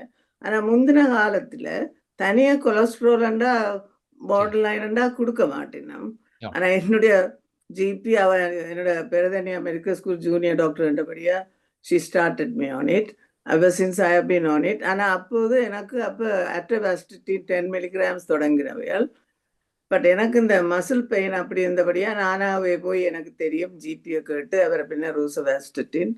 பட் 5 மில்லிகிராமோடய எனக்கு இட்ஸ் ஆல்வேஸ் நார்மல் லெவலில் இருக்குது.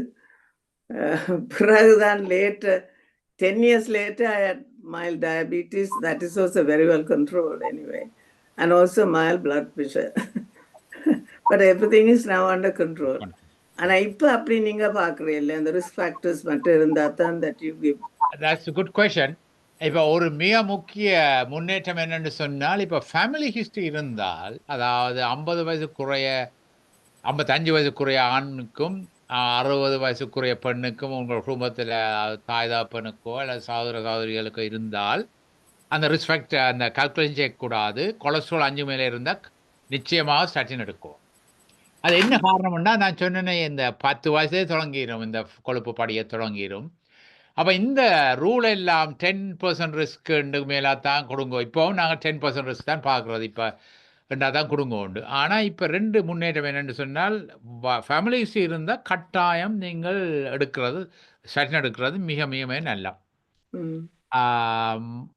2வது இது என்னென்னு சொன்னால், இப்போ கியூரிஸ் 3ன்னு ஒன்று இருக்குது. நீங்கள் இப்போ இன்டர்நெட்டில் போய் செக் பண்ணிங்கன்னா கியூரிஸ் 3 அது நீங்களே செக் பண்ணி பார்க்கலாம். உங்களோட வயசு, உங்களோட பிளட் ப்ரெஷர், உங்களோட டோட்டல் கொலஸ்ட்ரால், உங்களோட எச்சிஎல் கொலஸ்ட்ரால் எல்லாம் போட உங்களுக்கு சொல்லும் உங்களோட இதயத்தின் வயது என்னண்டு. அதாவது உங்களுக்கு 45 வயசுண்டா அந்த கால்குலேஷனை போடக்க இதயத்தின் வயது 55 வந்தால் அப்போ நீங்கள் யோசிக்கணும், இந்த இருதயம் 10 வருஷம் கூட போட்டுது இந்த வாழ்க்கை இந்த கொலஸ்ட்ரால் ஆலையும் பிளட் ப்ரெஷர். அப்போ நீங்கள் அதிலே போட்டு பார்க்கலாம். கொலஸ்ட்ராலை 5.5 4.5 குறைச்சா இன்னும் நடக்கும் உண்டு. அது சொல்லும் படிவேன் இவ்வளோத்தால இதயத்தின் அளவு குறையும். அப்போ நீங்களே டிசைட் பண்ணலாம் உங்களோட கொலஸ்ட்ரால் எந்த அளவு குறைச்சா நல்லா உண்டு. கியூரிஸ் 3ன்னு ஒன்று இருக்கு, அதை செய்து பாருங்க. இப்போ கியூரிஸ் 4ம் வந்துட்டுது. ஆனால் கியூரிஸ் 3 குட் இனஃப். அதில் கேட்குற கேள்வியெல்லாம் நீங்கள் ஆன்சர் பண்ண சொல்லு உங்களோட ஹார்ட்டுன்ற வயது என்னண்டு. அதாவது இப்போ எங்களோட அதான் உண்மையின்படி இப்போ சொல்கிறாரு என்னண்டா, முக்கியமாக இருதய வைத்தியர்களும் மூல வைத்தியர்களும் சொல்கிறார் என்னென்னா, ஒரு நாளும் இந்த டேட் ஆஃப் பர்த்தை பார்த்து பேஷண்ட்டுக்கு வைத்தியம் செய்யாதுங்க. ஏனெண்டா அதுக்கும் அவர்களின் ஃபிட்னஸுக்கும் வருத்தத்துக்கும் சம்மந்தமே இல்லை. ஏனென்றால் 85 வயதில் உள்ளவர் இன்றைக்கு 94 வயதில் உள்ளவரும் 60 வயதில் உள்ளவர் மாதிரி நடந்து இருக்கிறார், ஷாப்பிங் எல்லாம் செய்து. அப்போ நாங்கள் டேட்டை பார்த்தாட்டு இவருக்கு 94 இயர்ஸ், அப்போ நாங்கள் கொலஸ்ட்ரால் டேப்லெட் கொடுக்கக்கூடாதுன்னு சொல்லக்கூடாது. அதனுடைய அவர் சொல்கிறாருன்னா, consider the heart age, consider brain age. Yeah, அப்ப I பிரெயின் knew. ஃபங்க்ஷனும் ஹார்ட்டேஜ். அப்ப நாங்கள் இந்த டேட் ஆஃப் பர்த்தை கொண்டு ஒருவற்ற வயசு, அப்ப உங்களுக்கு உண்மையான வயசு தெரியாட்டியும் பரவாயில்லை, ஒரு தரம் குரோசல் ஆயினும். ஆனா உங்களோட கொலஸ்ட்ரால் லெவல் தெரியணும், உங்களோட பிளட் ப்ரெஷர் லெவல் தெரியணும், உங்களோட பிளட் சுகர் லெவலும் தெரிகிறது நல்லா. அப்ப வயசை விட இந்த 3 நம்பரும் தான் முக்கியம். Thank you.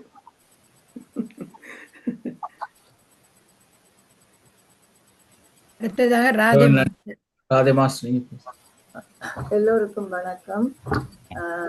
டாக்டர் ராஜதயாளன் ஐயா, நீங்க நல்லொரு ஸ்பீச் ஒன்று தந்திருக்கிறீங்க.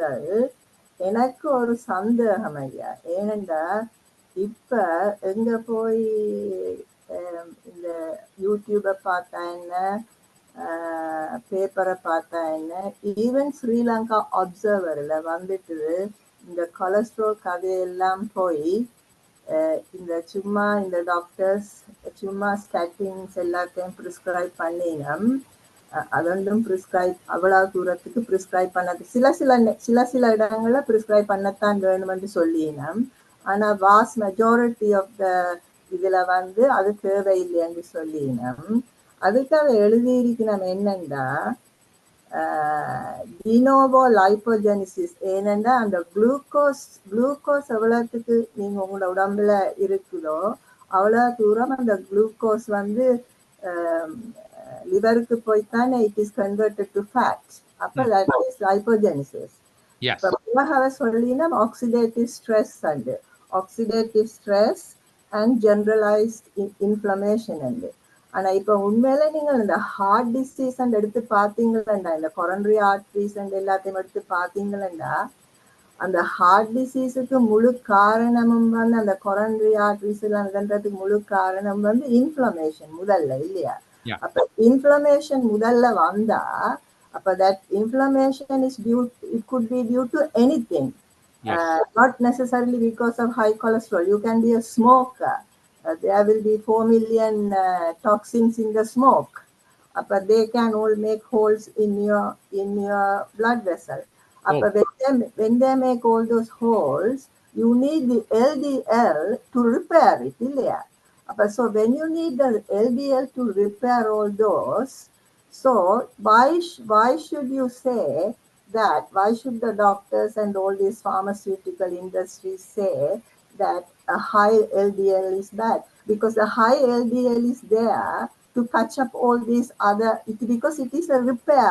It is a repair lipoprotein, low density lipoprotein, இல்லையா? So அப்ப என்னத்துக்காக அப்படி சொல்லுவாங்க? என்ன பொறுத்தளவில் I worked as a biomedical scientist in one of the laboratories, and I have done numerous, all my life I have done this cholesterol, lipoproteins, HDL, LDL, triglycerides, all these things. But I've been retired now for 15 years. So in our laboratory, the protocol was, if you have a high cholesterol on its own, it's not a risk factor. If provided your BP is normal, you're not a diabetic, you're not overweight, and you're not a smoker, right? But if you have a family history, of course, that's a different matter. So this is what our protocol is. Now, so I have had high cholesterol. I don't like bringing personal things, but I'm just saying it anyway. My cholesterol, ever since the age of 50, it has been high, right? But the cholesterol on its own is high, but everything else was normal. I don't suffer from diabetes, high blood pressure, or all those things, but I always had a high cholesterol. Now, I asked my consultant chemical pathologist, Dr. Gordon at the time, I asked him, what am I supposed to do? My cholesterol is high. So he said, Radha, don't worry about it. Just get on with your work, right? So I never worried about it, but my GP was a bit concerned. But because our laboratory protocol is such, my GP couldn't treat me. And also the ratio, because we gave preference to the ratio. Ratio of the total cholesterol to HDL ratio. LDL, and also the other one is what? triglyceride to HDL. Yeah. So I don't understand. So now I am long past 50. My cholesterol is 6.6. I have got my thing here. I recently had it checked. So the HDL cholesterol, you gave a reference range, but my reference range, which this laboratory here in Kingston has given, is the reference range is between 1.1 and 2.6, right? My HDL is 1.67, but my cholesterol is 6.6. It was 7, but after intermittent fasting, I brought it down to 6.6. So now but my triglyceride is 1.22, which is very low. Very good. Yeah, very low. But my LDL is 4.444.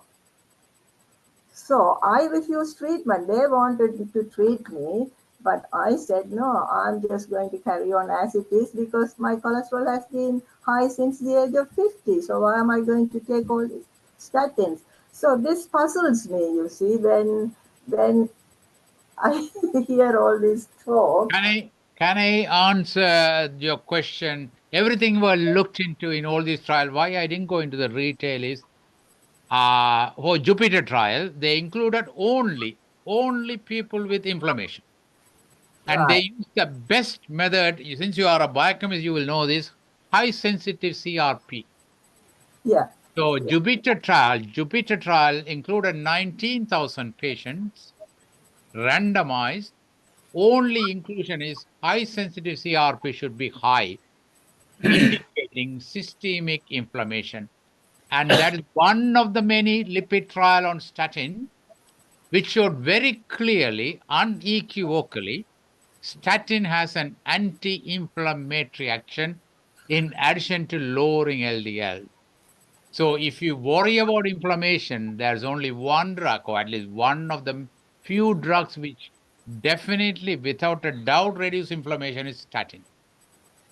And not only that, in fact, several studies done in ITU where a patient had pneumonia, and it was initially an observation by one of the consultants that patients who continued their statin while they were admitted severely with respiratory failure secondary to pneumonia, if they are already on statin, at that time it was simvastatin, they did far better than when they stopped the statin for whatever reason, maybe to give antibiotic. So this was observation, but then they subsequently proved it. If someone is on statin and has infection anywhere in the body, whether urinary, abdominal, anything, the recommendation is please continue statin because it has an additional non-lipid lowering, real statistically significant benefit for the body inflammation, including if the inflammation related to infection. So if you are worried about inflammation, statin is the answer. Of course, inflammation is very, very important. And fatty liver, as I mentioned before, is due to glucose converter, particularly fructose. That's why they say the main food you have to avoid in fatty liver is fruit juice. And when you take statin, that the fatty liver improves. Oh, I see. It has been proven with not just one or two trials, every single trial. I'm yet to see a single trial on statin. In fact, you could enlighten me. Is there any statin trial which proved negative and they had to stop? No. Every single trial or most of the trials were prematurely terminated because the benefit is so convincing. So I'm not involved with, of course, in any of the statin trial because the trials are very stringent now. They can come in the middle of the night. A professor can walk into your laboratory and check all your files to make sure you have got everything right about the side effect, about the blood test, everything. So now they are very stringent, very unbiased, very independent, and they spend £1 billion to prove a point. And so all these trials, Jupiter trials, And the latest trial showed there is regression of the lipids. So they showed what they call optical tomography, OCT, of the intravascular ultrasound of the coronaries, and showed the quality of the plaques become more stable. They cause regression of the volume of the plaques. They have done so many studies and shown very clearly the fatty volume, or what they call, they measure the total volume of fatty deposit in the coronaries, and shown it there is a significant reduction. So you may have a point, may be exception, but as I quoted in number, how many people are still living because of statin? In fact, when the National Service Framework was introduced, they said there's a lot of difference between the postcode, and that they gave a full report in 2010 that their aim is to cut down the number of stroke and number of heart attacks by 2020 by 40%. But in 2010, the chair of the National Service Framework, Professor Roger Boyle, quoted that we have already achieved the target, and he himself told that 2/3 of that very successful reduction is due to statin. Then smoking, the two S's. And these are all science data. So you may have a point, and there may be still people with high cholesterol, maybe this thing, because for everything, it's all statistics, isn't it? So we are governed by the percentage. If it's only 10% benefit, then they say don't prescribe, because we can't prescribe for 90 people. But in States, they have done a lot of trials, and what they are saying is that people with low LDL, the death rate is high. I have yet to see a single trial, but then I would like to know. That's why I quoted all the publication, which volume, which page. So I can do a research on that. So initially, when this forest study was presented, I remember in 94, there were a lot of skepticism. They said, oh, doctor, no, LDL, when it's low, it can cause cancer. So every subsequent study looked at that cancer incident in statin, and not a single trial showed excess of cancer. Thank you. Thank you very much. நன்றி. அடுத்ததாக ரங்கீதா, நீங்க முதல் தரம் வந்திருக்கீங்க. உங்களுக்கு எங்கே இருந்து பேசுறீங்க? இந்த கண்ட்ரியில இங்கே இருக்கிறீங்களா இல்லாட்டி? Yes, sir. Dr. Ranjalan, it's Sriswanda Balan here. Yeah, hi. Hi. Very nice presentation. I really enjoyed your presentation. In your slide, there, I will try and speak in Tamil as well. You said about the abdominal circumference. There was one line I noticed, but you didn't go on to elaborate. No. I have some personal interest in talking about this to lots of patients. We can open this to everybody, that when you go home today or when you are home, just measure the abdominal circumference and your hip circumference. Yeah. And your abdominal circumference is higher than your hip circumference, you have a higher cardiovascular risk. Absolutely. You're right. So our purpose is primarily, say in UK, I have seen lots of patients or lots of people with a similar thing. So one target is to do exercise, diet, and reduce the abdominal circumference. That will save lots of our life. That is true. So it's 90 and 80. So in Asian men, 90 centimeter, it should be below 90 centimeter, the waist circumference. And in women, whether Asian or Caucasian, 80 centimeter. They say better than a weighing scale, the measuring tape is more accurate for a cardiologist to give the accurate risk factor. So, but still none of the risk calculators include the waist circumference. Unfortunately, they still go by the BMI, height and weight. Yeah.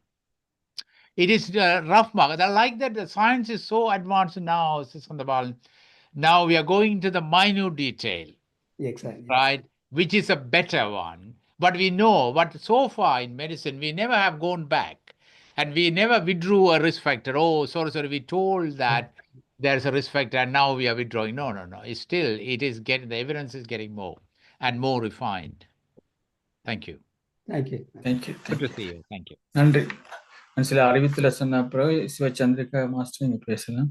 அதாவது நாளைக்கு காலமே 9 மணிக்கு புண்ணியமூர்த்தி அவர்கள் மட்டக்களப்பு இலங்கையிலிருந்து வந்து பேசி வருகிறார். தமிழர் வாழ்வும் தைப்பொங்கலும்.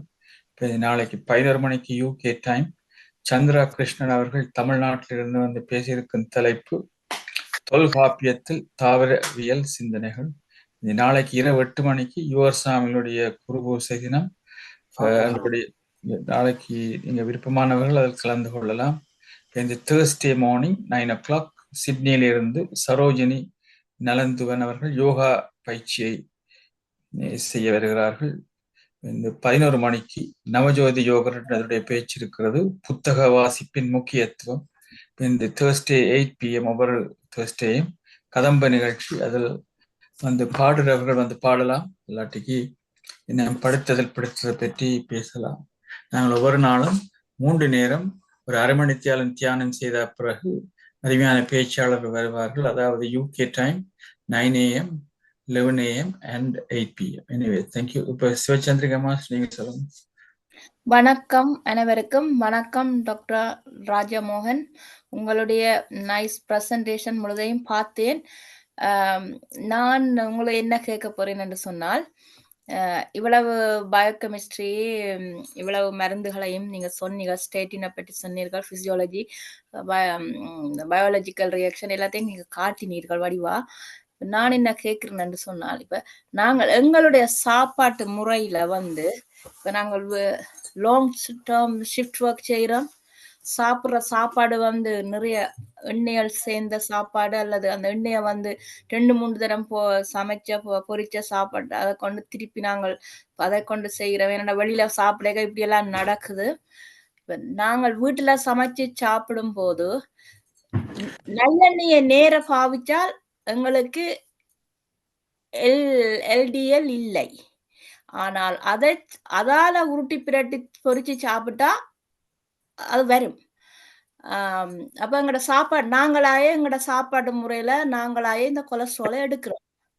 அப்ப இது தியான தளமாக இருக்கிறபடியாலும் இங்கே வந்து இதுல இருக்கிறார்கள் கொஞ்சம் பேர் வெஜிடேரியனாயும் இருக்கணும் என்றதையும் நீங்களும் சொன்னீங்க, நானும் சொல்றேன். நானும் வெஜிடேரியன் தான்.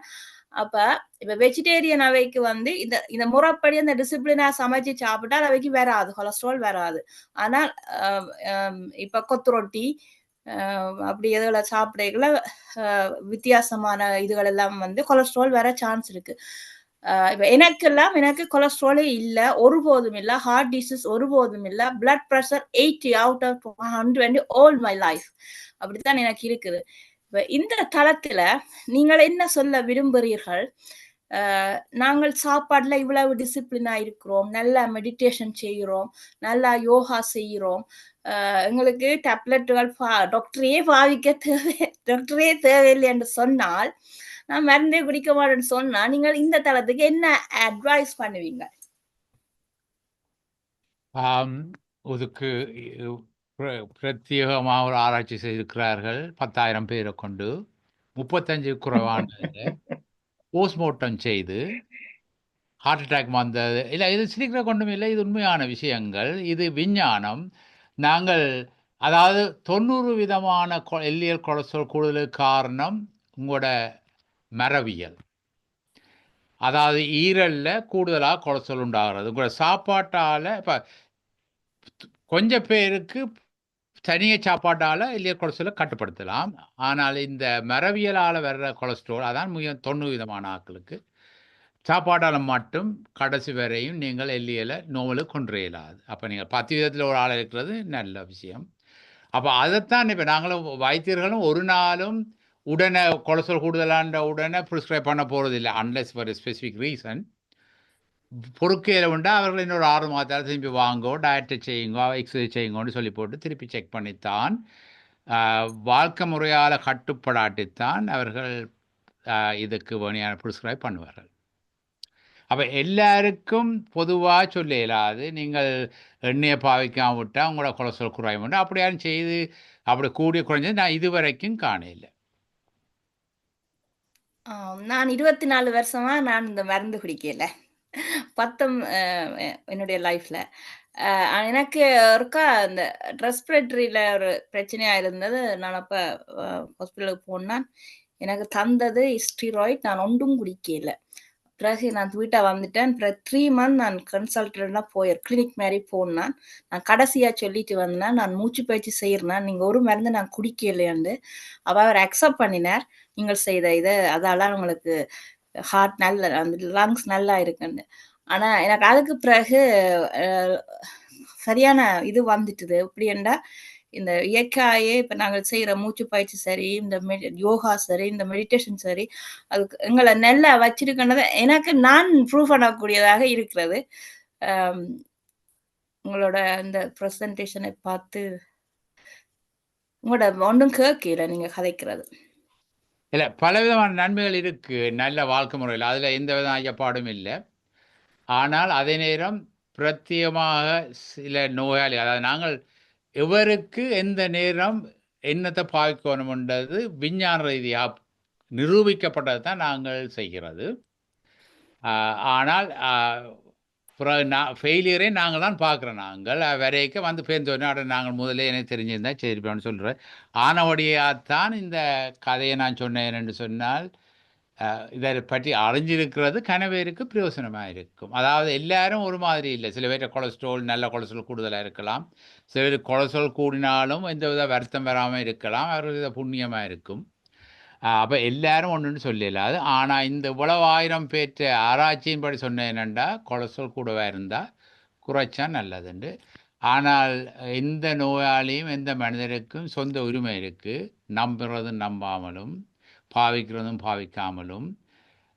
அதே மாதிரி அதன் விளைவும் உங்களோட தான் விளைவு. அது எங்களோட கடமை நாங்கள் சரியான அறிவை மற்றவர்களுக்கு, எங்களுக்கு தெரிஞ்ச அறிவை அவர்களுக்கு சரியான வழியில் சொல்கிறது. அதனுடைய தான் அந்த நம்பரையும் போட்டு என்ன எந்த விதமான ஆராய்ச்சி எங்கே பிரத்யேகமாக பப்ளிஷ் பண்ணப்பட்டதுன்னு சொல்கிறோம். அப்போ எந்த விஷயத்தில் இப்போ மெடிடேஷன்ண்டா என்ன எதுன்றாலும் அதுக்கு நிரூபிக்கப்பட்டிருந்த இப்போ மைண்ட்ஃபுல் மெடிடேஷன் ப்ரூவ் பண்ணியாச்சு பிளட் ப்ரெஷர் குறைக்குதுன்னு. 6 மாதம் மெடிடேஷன் செய்தால் மைண்ட்ஃபுல் மெடிடேஷன் 6 மில்லிமீட்டராக குறையுதுன்றது சயின்ஸ் ப்ரூவ்ட். அப்படி எல்லாத்துக்கும் ப்ரூவ் இருந்தால் பெட்டர். நான் ஒன்றை மட்டும் வாழ்க்கையில பார்த்தினான். அவக்கு ஒரு ஆளுக்கு வந்து இப்ப அவக்கு 69 years old. அவ வந்து 15 years மெடிடேஷன் செய்து கொண்டு வந்தவா. அந்த 15 years மெடிசின் ஒன்றும் குடிக்கல. அவக்கு டயபெட்டிக் இருக்குது. திடீரென்று விட்டுட்டா. இந்த 15 years பிறகு விட்டுறபடியா பிறகு டாக்டர் போய் செக் பண்ணிக்கல. அவருக்கு முதல் அவக்கு ஒன்றும் இல்லை, விட்டபடியா டக்கண்டு கூடிட்டுது. அப்ப அதே அந்த நான் ஒரு எக்ஸ்பீரியன்ஸுக்காக இதை நான் சொல்ல வரேன். இப்ப ஒரு தளத்துல இப்படி ஒரு இவை இந்த இப்படி ஒரு தளமா இப்படி ஒரு மருந்துகள் குடிக்காமல் அவர்கள் ஒரு இயற்கை இதை நம்பி இருக்கும்போது அதை நான் சொல்லக்கூடியது என்னென்றால் அவர் முறைப்படி செய்து கொண்டு வந்தா தேவையில்லையான்னு. யாரும் என்ன வந்து கேட்டா இது செய்யறபடியா நீங்கள் டாக்டர் மருந்து குடிப்பீங்களா என்ன கேட்டா நான் மெடிசன் செய்யறடியா நான் இல்லையான்னு தான் சொல்லுவேன். இப்ப நீங்க வேற ஒரு ஆளுக்கு நீ என்னன்னு சொன்னா நான் இப்படி செய்யறேன், நான் செய்ய மாட்டேன், நான் அதை குடிக்க மாட்டேன், ஏன்னா நான் எல்லாம் ஒழுங்கா செய்யறேன், சாப்பாடுல இப்படி டிசிப்ளின் இருக்குது, கண்டபடி சாப்பிட மாட்டேன், போய் ஃபாஸ்ட் ஃபுட் ஓட பண்ணி பசிக்குது ஓட பண்ணி சாப்பிடுவேன், அந்த ஸ்டைல இருக்கிறபடியா நான் மருந்து குடிக்க மாட்டேன். ஆனா இன்னொரு ஆளுக்கு அட்வைஸ் பண்ணும் போது இப்படி செய்தால் செய்யாம விடலாம், ஆனா நீங்க போகாதீங்கன்னு சொல்லலாம், என்ன பிளேம் பண்ணி போடுவீங்க. இதை உங்களோட இதுகளையும் வச்சுக்கொண்டு இது மெடிடேஷன் தளம் வந்தபடியா எனக்கு இப்படியான கொஸ்டின் கேட்க வேண்டி தோன்றுச்சு. நான் பாராட்டுங்க. அடுத்த டாக்டர் ஜெகன். நன்றி. Let me say now, look, இதே வீண் விவாதம். I'm very sad about it. நான் டெக்ஸ்ட்ல போட்டேன். It's not a medical forum. Thank you, Dr. Ranjithanan. Very detailed, excellent presentation. My take is simple. Anti vaxxers என்று கேள்விப்பட்டிருப்பீங்க. அதை மாதிரி ஆன்டி-ஸ்டாட்டினும் இருக்கின்றார்கள். அதெல்லாம் ஒன்றுமே செய்யலாது. Just have to ignore. மற்றது நான் இம்பார்ட்டன்ட் பாயிண்ட்ஸ் சொல்ல வரேன். இந்த இல்லை வராதுன்றதுலாம் வீண் வாதம். உடம்பு வாசி என்று கேள்விப்பட்டிருக்கீங்களா? மேபி நான் பேர சொல்ல விருப்பம், சில பேருக்கு நல்ல உடம்பு வாசி ஆகும். அப்ப அவர்கள் ஒன்றுமே மருந்து எடுக்காம இருக்கலாம். எத்தனை பேருக்கு உடம்பு வாசி இருக்குது? என்னன்னு சொன்னா நீங்கள் உடம்பு வாசி என்று சொல்லிங்களா, ஒருத்தரோட மெட்டாபாலிசம் வித்தியாசம். நீங்க எவ்வளவுதான் சாப்பாட்டை குறைச்சாலும் கொலஸ்ட்ரால் கூடத்தான் செய்யும், பிகாஸ் உங்களோட உடம்பு வாசி. அப்பா ஸ்டட்டின் கொடுக்கத்தான் எடுக்கதான் பெனிஃபிட்ஸ் வருது. ஆனா நான் கேட்க வந்தது வந்து சிம்பிள் கொஸ்டின். சில பேர் சொல்றார்கள் அடிக்கடி போய் எடுக்கணும். இப்ப கொலஸ்ட்ரால் வந்து வெரி லோண்டா பிரச்சனை இல்லை, ஹையனாலும் பட் பார்டர் லைன்ல இருக்கவே எத்தனை நேரம் எடுக்கணும் உண்டு. ஆனா எனக்கு நான் ஒரு லெக்சர்ல கேட்டேன், no, as long as you keep it at certain level and no risk, leave it. அதோட அவரே சொன்னார், ஏன் இந்த லெவலை செக் பண்ணுவான். அவர் சொன்னார் வேய பூன்னு சொல்லி. அப்படி சொல்லுவான், அப்சர்வ் யுவர் பவல் ஹேபிட்ஸ், அது ஒழுங்கா இருந்தா யூர் டேக்கிங் ஹை ஃபைபர், சிம்பிள்னு சொன்னார். அப்ப நான் நினைச்சேன் உண்டி சுருங்குதல் பண்டிட் கழகன்ற மாதிரி. உண்டி சுருங்குதல் என்ன தெரியாது, வண்டி சுருங்குதல் இருமாலா இருக்கும். அதுதான் நீங்க லாஸ்ட் வீட்ல கவர் பண்ணிட்டீங்க. Metabolic syndrome, you are in for trouble. அப்ப அதைத்தான் நாங்க அப்ப மெஷரிங் டேப்ல பார்க்க உங்களோட ட்ரெஸ் சைஸ் இருக்குது இல்ல, that's a good indicator. As long as your dress size is concerned, you should be happy. அதோட நிறுத்துற நேரம் கடந்தபடியா. But thank you for your job. ஆனா ஆன்டி வேக்சர்ஸ் மாதிரி தான் ஆன்டி ஸ்டாட்டின் இருக்கிறார்கள். I have seen number of them. Thank you. Thank you. chat box இருக்கா வாட்சி விடுவீங்க ஜெகநாதன் மாஸ்டர்? ஓகே.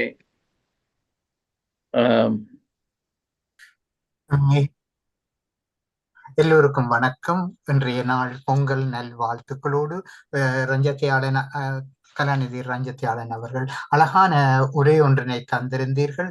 நன்றாக விளங்கிக் கொள்ளக்கூடியதாக இருந்தது. என்னுடைய கேள்வி என்னவென்றால், 75 வயதிற்கு பின்னர் சிம்பெஸ்டைன் என்ற அந்த மருந்து 20 மில்லிகிராம் அதை பாவிக்க முடியுமா? சிம்பெஸ்டைன் 20 மில்லிகிராம் வந்து 75 பாவிக்க. அதாவது அந்த வயது என்னென்றால், ஏன் அந்த 75 முக்கியம் ஸ்டாட்டினுக்கு என்றால், இப்போ 75 வயசுக்கு முதலே ஸ்டாட்டின் தொடங்கப்பட்டால் அதை கண்டினியூ பண்ணலாம் 95-100 இயர்ஸ் மட்டும். ஆனால் ஒவ்வொரு வருஷமும் பார்க்கணும் அவருக்கு தசை நோய் வருதோ, எலும்பு இந்த மூட்டு நோய் வருதோ, அல்லது ஈரலில் பிரச்சனை வருதோ உண்டு கொஞ்சம் கூடுதலாக கவனிக்கணும். ஏன்னா நாங்கள் வயது கூட கூட எங்களை அந்த ரிசர்வ்னு சொல்கிறது, அதாவது அந்த நோயை தாக்கம் பிடிக்கும் தன்மை குறைஞ்சோண்டு வரும். ஆனால் அவையில் கொஞ்சம் கூடுதலாக கவனிக்கணும். ஆனால் ரெண்டாவது என்னென்னா, இந்த 75 வயது என்னதுக்குன்னா, இப்போ 76-77 வயசு உள்ளவைக்கு முதலாக கொலஸ்ட்ரால் கூடவா இருந்தால் நாங்கள் அவைக்கு ஸ்டாட்டின் தொடங்கணுமோ இல்லையான்றது யோசிக்கணும். ஏனென்றால் அவர் அவ்வளோ காலம் இருந்திருக்கிறார் இவ்வளோ கூடியதான கொலஸ்ட்ராலோட. அப்போ இப்போ கொடுக்குறதால இது பாதிப்பு ஏற்படுமோ உண்டு. அது வயசு நம்பர் மட்டும் இல்லை, அவற்றை மசிலுன்ற அளவு. அதாவது சில வேளை வயசு போக எங்களோட இடையின் அளவு குறையும், தசையின் இடையும் குறையும். ஏன்னா அந்த தசை வந்து சுருங்கி கொண்டே போகும் வயசு போக. அப்படிப்பட்டவைக்கு அந்த டோஸேஜ் கவனமாக இருக்கணும். அப்போ சிம்பெஸ்டைன் 20 மில்லிகிராம் நல்ல டோஸ். அது பாவிக்க தசை நோய் வந்தது என்றால் அப்போ டோஸை இன்னும் 10 மில்லிகிராம் குறைக்கும். எனக்கு கால் பிடிப்பு, இரவில் கால் பிடிப்பு, கீழ்பாத பிடிப்புகள் தொடர்ச்சியா இருக்கு. இதுக்கு நாங்கள் வந்து இந்த மருந்து காணுமா, அல்லாவிட்டால் எக்ஸ்ட்ரா மெடிசின் ஏதாவது பாவிக்க வேணுமா? எக்ஸ்ட்ரா மெடிசின் சொல்லி சொல்லும் பொழுது நான் கேட்கிறேன் வந்து விட்டமின்ஸ் ஏதாவது பாவிக்க வேணுமா? Very good question. என்னென்னா ஸ்டாட்டின் பாவிக்கிறவைக்கு நோ எங்கே இருந்தாலும், தலையிலிருந்து கால் வரையும் பாதம் வரையும் எங்கே நோ இருந்தாலும் 2 விஷயம் சொல்லியிருக்கிறாரு எங்களுக்கு. அதுவும் சயின்ஸும் படி ப்ரூவ் பண்ணி. ஒன்று, விட்டமின் டி லெவலை செக் பண்ண சொல்லி. ஏனென்றால் இந்த விஞ்ஞான ஆராய்ச்சி மூலம் கண்டுபிடிச்சிருக்கிறார்கள், விட்டமின் டி லெவல் 50 குறைய இருந்தால் ஸ்டாட்டினால் வரும் மசில் பெயின் சாத்தியக்கூறு கூட. அப்போ அவர்களுக்கு விட்டமின் டியை கொடுத்தால் அதை ரிப்ளேஸ் பண்ணி அந்த லெவலை 50க்கு மேலே கொண்டு வந்தால் அந்த தசை நோ மூட்டு நோய் வரும் சாத்தியக்கூறு குறையுது. அப்போ அது முதலாவது அப்ரோச். ரெண்டாவது என்னென்னு சொன்னால் கோஎன்சைம், அதாவது CQ10 என்ற ஒரு விட்டமின் இருக்குது, ஒரு ப்ரோட்டீன் ஆக்சுவலி. அது நாங்கள் ப்ரிஸ்கிரைப் பண்ண இல்லாது, ஆனால் அட்வைஸ் பண்ணலாம் பேஷண்ட்ஸுக்கு. என்னென்னா CQ10 உண்டு, அது ஒரு தசையில் உள்ள ஒரு புரதம். அப்போ அவர்கள் ஆராய்ச்சி மூலம் கண்டுக்கிறார்கள், ஸ்டாட்டினால் தசை நோய் வர்றவைக்கு அந்த CQ10 லெவல் தசையில் குறைவு.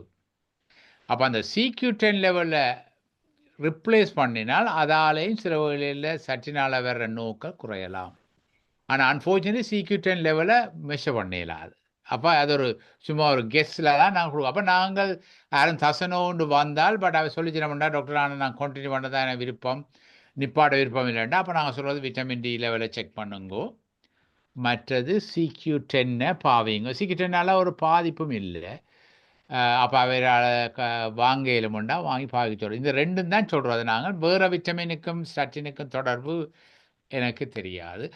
அந்த விட்டமினை பற்றி நீங்கள் காய்ச்சபடியால் இந்த ஹார்ட் ப்ரொடெக்ஷன் ஸ்டடி MRC செய்யக்க யூகேல 52 ஹாஸ்பிட்டலில் செய்தவ, 112 ஹாஸ்பிட்டலில் செய்தவ.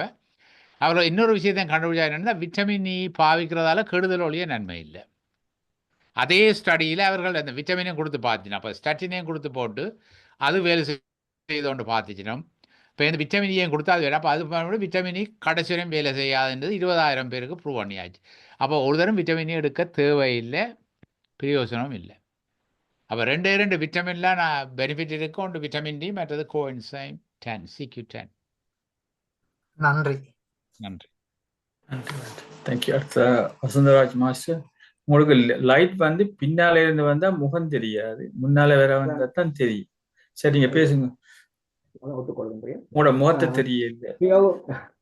மிகவும் நன்றி டாக்டர் தயாளன், ரஞ்சித தயாளன்.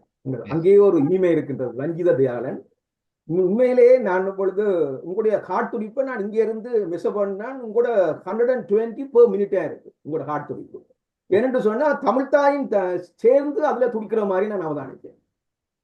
என்று சொன்னால் அழகிய தமிழ், அழகிய ஆங்கிலம், அது இந்த வயதிலே உங்களுடைய இப்படிப்பட்ட ஒரு பேச்சை கேட்டதுக்கு உங்களுடைய முதலாவது உங்களுக்கு இல்லை, உங்களுடைய தாய் தந்தையருக்கு எனது நன்றியை தெரிவித்துக் கொள்கிறேன் உலக தமிழர் சார்பாக.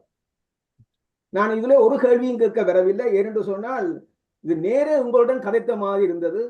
என்னுடைய மனத்தியார்ஜப்படி கேள்வி கேட்டால் நான் கடைசி ஒரு அவருக்கு உங்களுக்கு $100 பே பண்ணும். என்னடா நீங்கள் ஒரு ஸ்பெஷலிஸ்ட் மாதிரி நான் அவதானிக்கின்றேன். அதை நான் சரி சிறிஸ்கந்தராஜா என்கிட்ட கேட்கலாம். சில இடம் வந்து கேள்வி கேட்டது, சில இடம் வந்து நீங்கள் எங்களுடைய இதுக்காவது பே பண்ணுங்க கொண்டு சில கேட்கலாம் நான் நினைக்கிறேன். அப்படி கேட்க மாட்டார். உண்மையிலே அற்புதமா இருந்தது. மிகவும் நன்றி சொல்லுகின்றேன். இறைவன் உங்களை ஆசிரியப்பாராக. நீங்கள் எங்களுடைய தமிழ் சமூகத்தின், இலங்கை தமிழ் சமூகத்தின் ஒரு சொத்து என்பதை மறந்து விடாதீர்கள். உங்களுடைய உரையில் வந்து இலங்கைய வடகிழக்கு மக்கள் மத்தியில மட்டுமில்லை, இந்தியன் பிளான்டேஷன் தமிழ் மக்கள் மத்தியிலும் இது கேட்கப்பட வேண்டும். நீங்கள் வந்து இப்படிப்பட்ட ஒரு சேவையை செய்வீர்கள் என்று சொன்னால் எத்தனையோ பேருக்கு இதய துடிப்பு மட்டுமில்லை, அவருடைய வாழ்க்கையை தரத்தை நீங்கள் உயர்த்தி அவருடைய வாழ்க்கையை நீங்கள் ஒரு நல்ல ஒரு திறமான வாழ்க்கையை கொண்டு போகக்கூடிய சக்தி உங்களிடம் இருக்கின்றது. உங்களுடைய உரைகள் பார்லிமெண்ட்ல உழைக்க வேண்டும் என்று நான் நினைக்கின்றேன். என்று சொன்னால் உங்களை போல இளைஞர்கள் தேவை அங்கே. அதுதான் எங்களுக்கு வந்து மிகவும் இன்றைக்கு நீங்கள் செய்கின்ற பெரிய ஒரு சேவையா இருக்கும். தமிழ் இளைஞர்கள், இப்படிப்பட்ட இளைஞர்கள் கட்டாயம் எங்களுக்கு தேவை. என்று சொன்னால் நான் எங்களோட வீட்டுல ஒரு தம்பி ஒரு ஆள் இருந்தார். அவர் ஒரு PhD, அவர் வந்து டாக்டர் இன்ஜினியர். சஞ்சய் உங்களை பார்த்த மாதிரி இருக்குது. சில காரணங்கள் அவர் டாக்டர் உமாகரன் என்று சொல்லி இன்ஜினியரிங் ஃபீல்டு. உண்மையிலே நான் பார்க்கின்ற பொழுது உங்களுக்கு அதிகமாக 40 வயது அப்படியே அந்த லெவல்லாம் இருப்பீங்க. டாக்டர் அர்ஜுனா அந்த லெவல்லாம் இருப்பீங்க. நீங்களும் ஒரு சிறந்த நல்ல ஒரு டாக்டர் அர்ஜுனா மாதிரி சில விஷயங்களை ஆக்கபூர்வமா நல்ல முறையில் கரைக்கக்கூடிய ஒரு பக்குவத்தை எல்லாம் இறைவன் உங்களுக்கு கொடுத்து உங்களை இலங்கையிலே வந்து பார்லிமெண்ட்ல கூடிய பேசக்கூடிய அளவுக்கு உங்களை வைக்க வேண்டும். எங்களுடைய தமிழ் மக்களுக்கு நீங்கள் ஒரு சொத்து என்று கூறி இறைவன். கம்ப்யூட்டர் நின்றுட்டதாக்கம். சத்தம் வேற. நன்றி. மிக்க நன்றி. அருந்ததி மாஸ்டர், நீங்க பேசுங்க. வணக்கம். மிக்க நன்றி டாக்டர் ரஞ்சித தயாளன். நீங்க அருமையான பேச்சு. என்று வந்து 100 பேருக்கு மேல வழியால நின்று கொண்டிருந்தவேல் நீங்க வந்தோன்னே எப்படியோ மோப்பம் பிடிச்சு எல்லாரும் வந்துடுவார்கள். ஆனபடியா உங்களோட பேச்சு எல்லோருக்கும் மிகவும் அருமையாக இருந்தது. நாங்கள் தியானம் செய்தாலும் ஒவ்வொரு வருஷமும் டாக்டர்கிட்ட போத்தான் வேணும், போயிட்டு வந்து செக் பண்ண வேணும். அவரவர்களுக்கு என்ன வருத்தம் இருக்கோ அதன்படி நினைக்கணும். ஆனால் ஒவ்வொருத்தர் சில பேர் சொல்றதுகளை கேட்டுட்டு இது தான் செய்யும், தியானம் தான் செய்யும் என்றதை விட்டு எல்லாத்துலேயும் நாங்கள் கவனமாக இருக்க வேணும். ஏன்னா சில மிஸ்கன்செப்ஷன் போகக்கூடாது. என்னென்றால் ஒவ்வொருத்தர் ஒரு ஆளுக்கு ஒவ்வொரு வித்தியாசம். அப்படியே நாங்கள் டாக்டர்கிட்ட ஒப்பவும் ஒவ்வொரு இயரும் ஒன்ஸ் இயர் எல்லாம் செக் பண்ண வேண்டும் என்பதையும் நீங்கள் அழகாக எடுத்து கூறினீர்கள். மிக்க நன்றி. மீண்டும் உங்களை மீண்டும் சந்திக்க விரும்புகின்றோம். என்ற எல்லோருக்கும் உங்களோட பேச்சு அருமையாக கேட்கக்கூடியதாக இருந்தது. மிக்க நன்றி. சரியான அட்வைஸ் கொடுத்திருக்கிறீங்க. மிக்க நன்றி. நன்றி. நன்றி. மற்றது நான் அண்மையில் இந்த ஒரு அறிஞன் இப்ப வந்து சோஷியல் ட்ரிங்க் எடுக்கிறது கூட கூடாதுன்னு ப்ரூவ் பண்ணிட்டாங்க. ஆனா அவங்க அட்வர்டைஸ் பண்ண மாட்டாங்க. ஏன்னா விற்கிறதுல முன்னுக்கு நிற்பாங்க. அதே நீங்க உங்களோட பேச்சுல இன்க்ளூட் பண்ணி இருக்கலாம். ஏன்னா கிட்டடியில போன மாதம் தான் அது வந்து அமெரிக்காலையும் ரிசர்ச் பண்ணி ஏன் செய்து சோஷியல் ட்ரிங்க் கூட கூடான்னு சொல்லிட்டாங்க. அதை பற்றி உங்களோட கருத்தை நீங்க சொல்லுங்க. இந்த லிவருக்கெல்லாம் கூடாது நீ சொன்ன நீங்க லிவருக்கு கூடாது, இருதய தசைக்கு கூடாது ஆல்கஹால். முக்கியமாக நரம்புகளுக்கு, அதாவது மூளைக்கும் ஒரு சிறிய அளவு ஆல்கஹால் என்றாலும் அவர்கள் சொல்றாங்க அந்த மறதி அதுகளுக்கு பாதிப்பு ஏற்படும் நீண்ட காலத்துக்கு பிறகு. அப்போ அதுதான் டாக்ஸின். அந்த டாக்ஸின்ன்றது மிக முக்கியமானது மதுபானமும் புகைத்தலும். மற்றது இந்த கொக்கைன் அந்த அந்த அவையெல்லாம் மிகவும் மிகவும் பாரதூரமானவை. போன வருஷங்கள் எல்லாம் குடிக்கிறது நல்ல மண்ட மாதிரி தான் இவன் காட்டி கொண்டுருவான். ஏன்னா குடிக்கிறதுக்காக தான் இங்க கூட இருக்கிறான். குடிக்கிறத பற்றி என்கரேஜ் பண்ணி கொண்டிருந்தவ இப்ப போன மாதம் தான் குடிக்க கூடாதுன்றே சொல்லியிருப்பாங்க. எனவே நன்றி. இப்பொழுது சிவானந்தி அம்மா நீங்க பேசலாம். நன்றி. இதோட நாங்க நிறைவு செய்யலாம். என்ன டாக்டரும் கலைச்சிருப்பார். ஒரு மணித்தியாலத்துக்கு மேல பேசிக் கொண்டிருக்கின்றார்கள். டாக்டர் சாரி டாக்டர், எனக்கு ஒன் மோர் கொஸ்டின் டாக்டர். நான் உங்கள்கிட்ட கேட்கறது வெஜிடேரியன் பேஷண்ட்ஸ் அண்ட் வெஜிடேரியன் பேஷண்ட்ஸுக்கு உங்களோட அட்வைஸ் சொல்லுங்க. Diets all over please. Thank you. எந்த விதமான ஐயப்பாடும் இல்லை. Vegetarian diet is simply the best.